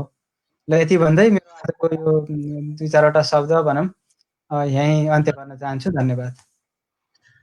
हवस् त शङ्करजी, धेरै धन्यवाद। डाक्टर वेद, डाक्टर किशोर, सबैलाई धन्यवाद दिँदै अब आगामी कार्यक्रम आगामी हप्ता पनि यसै समयमा, आजकै समयमा कुनै विषय लिएर आउने नै छौँ। त्यसको लागि प्रतीक्षा गर्नुहोला। त्यसको लागि आज सबै वक्तालाई र यहाँ कमेन्ट राख्ने हुने, यसपछि हेर्नुहुने सबैलाई धन्यवाद दिँदै आजको कार्यक्रम यही समाप्त गर्न चाहन्छु। हवस् त, धन्यवाद हजुर। कृषि मनश्च जीवनम्।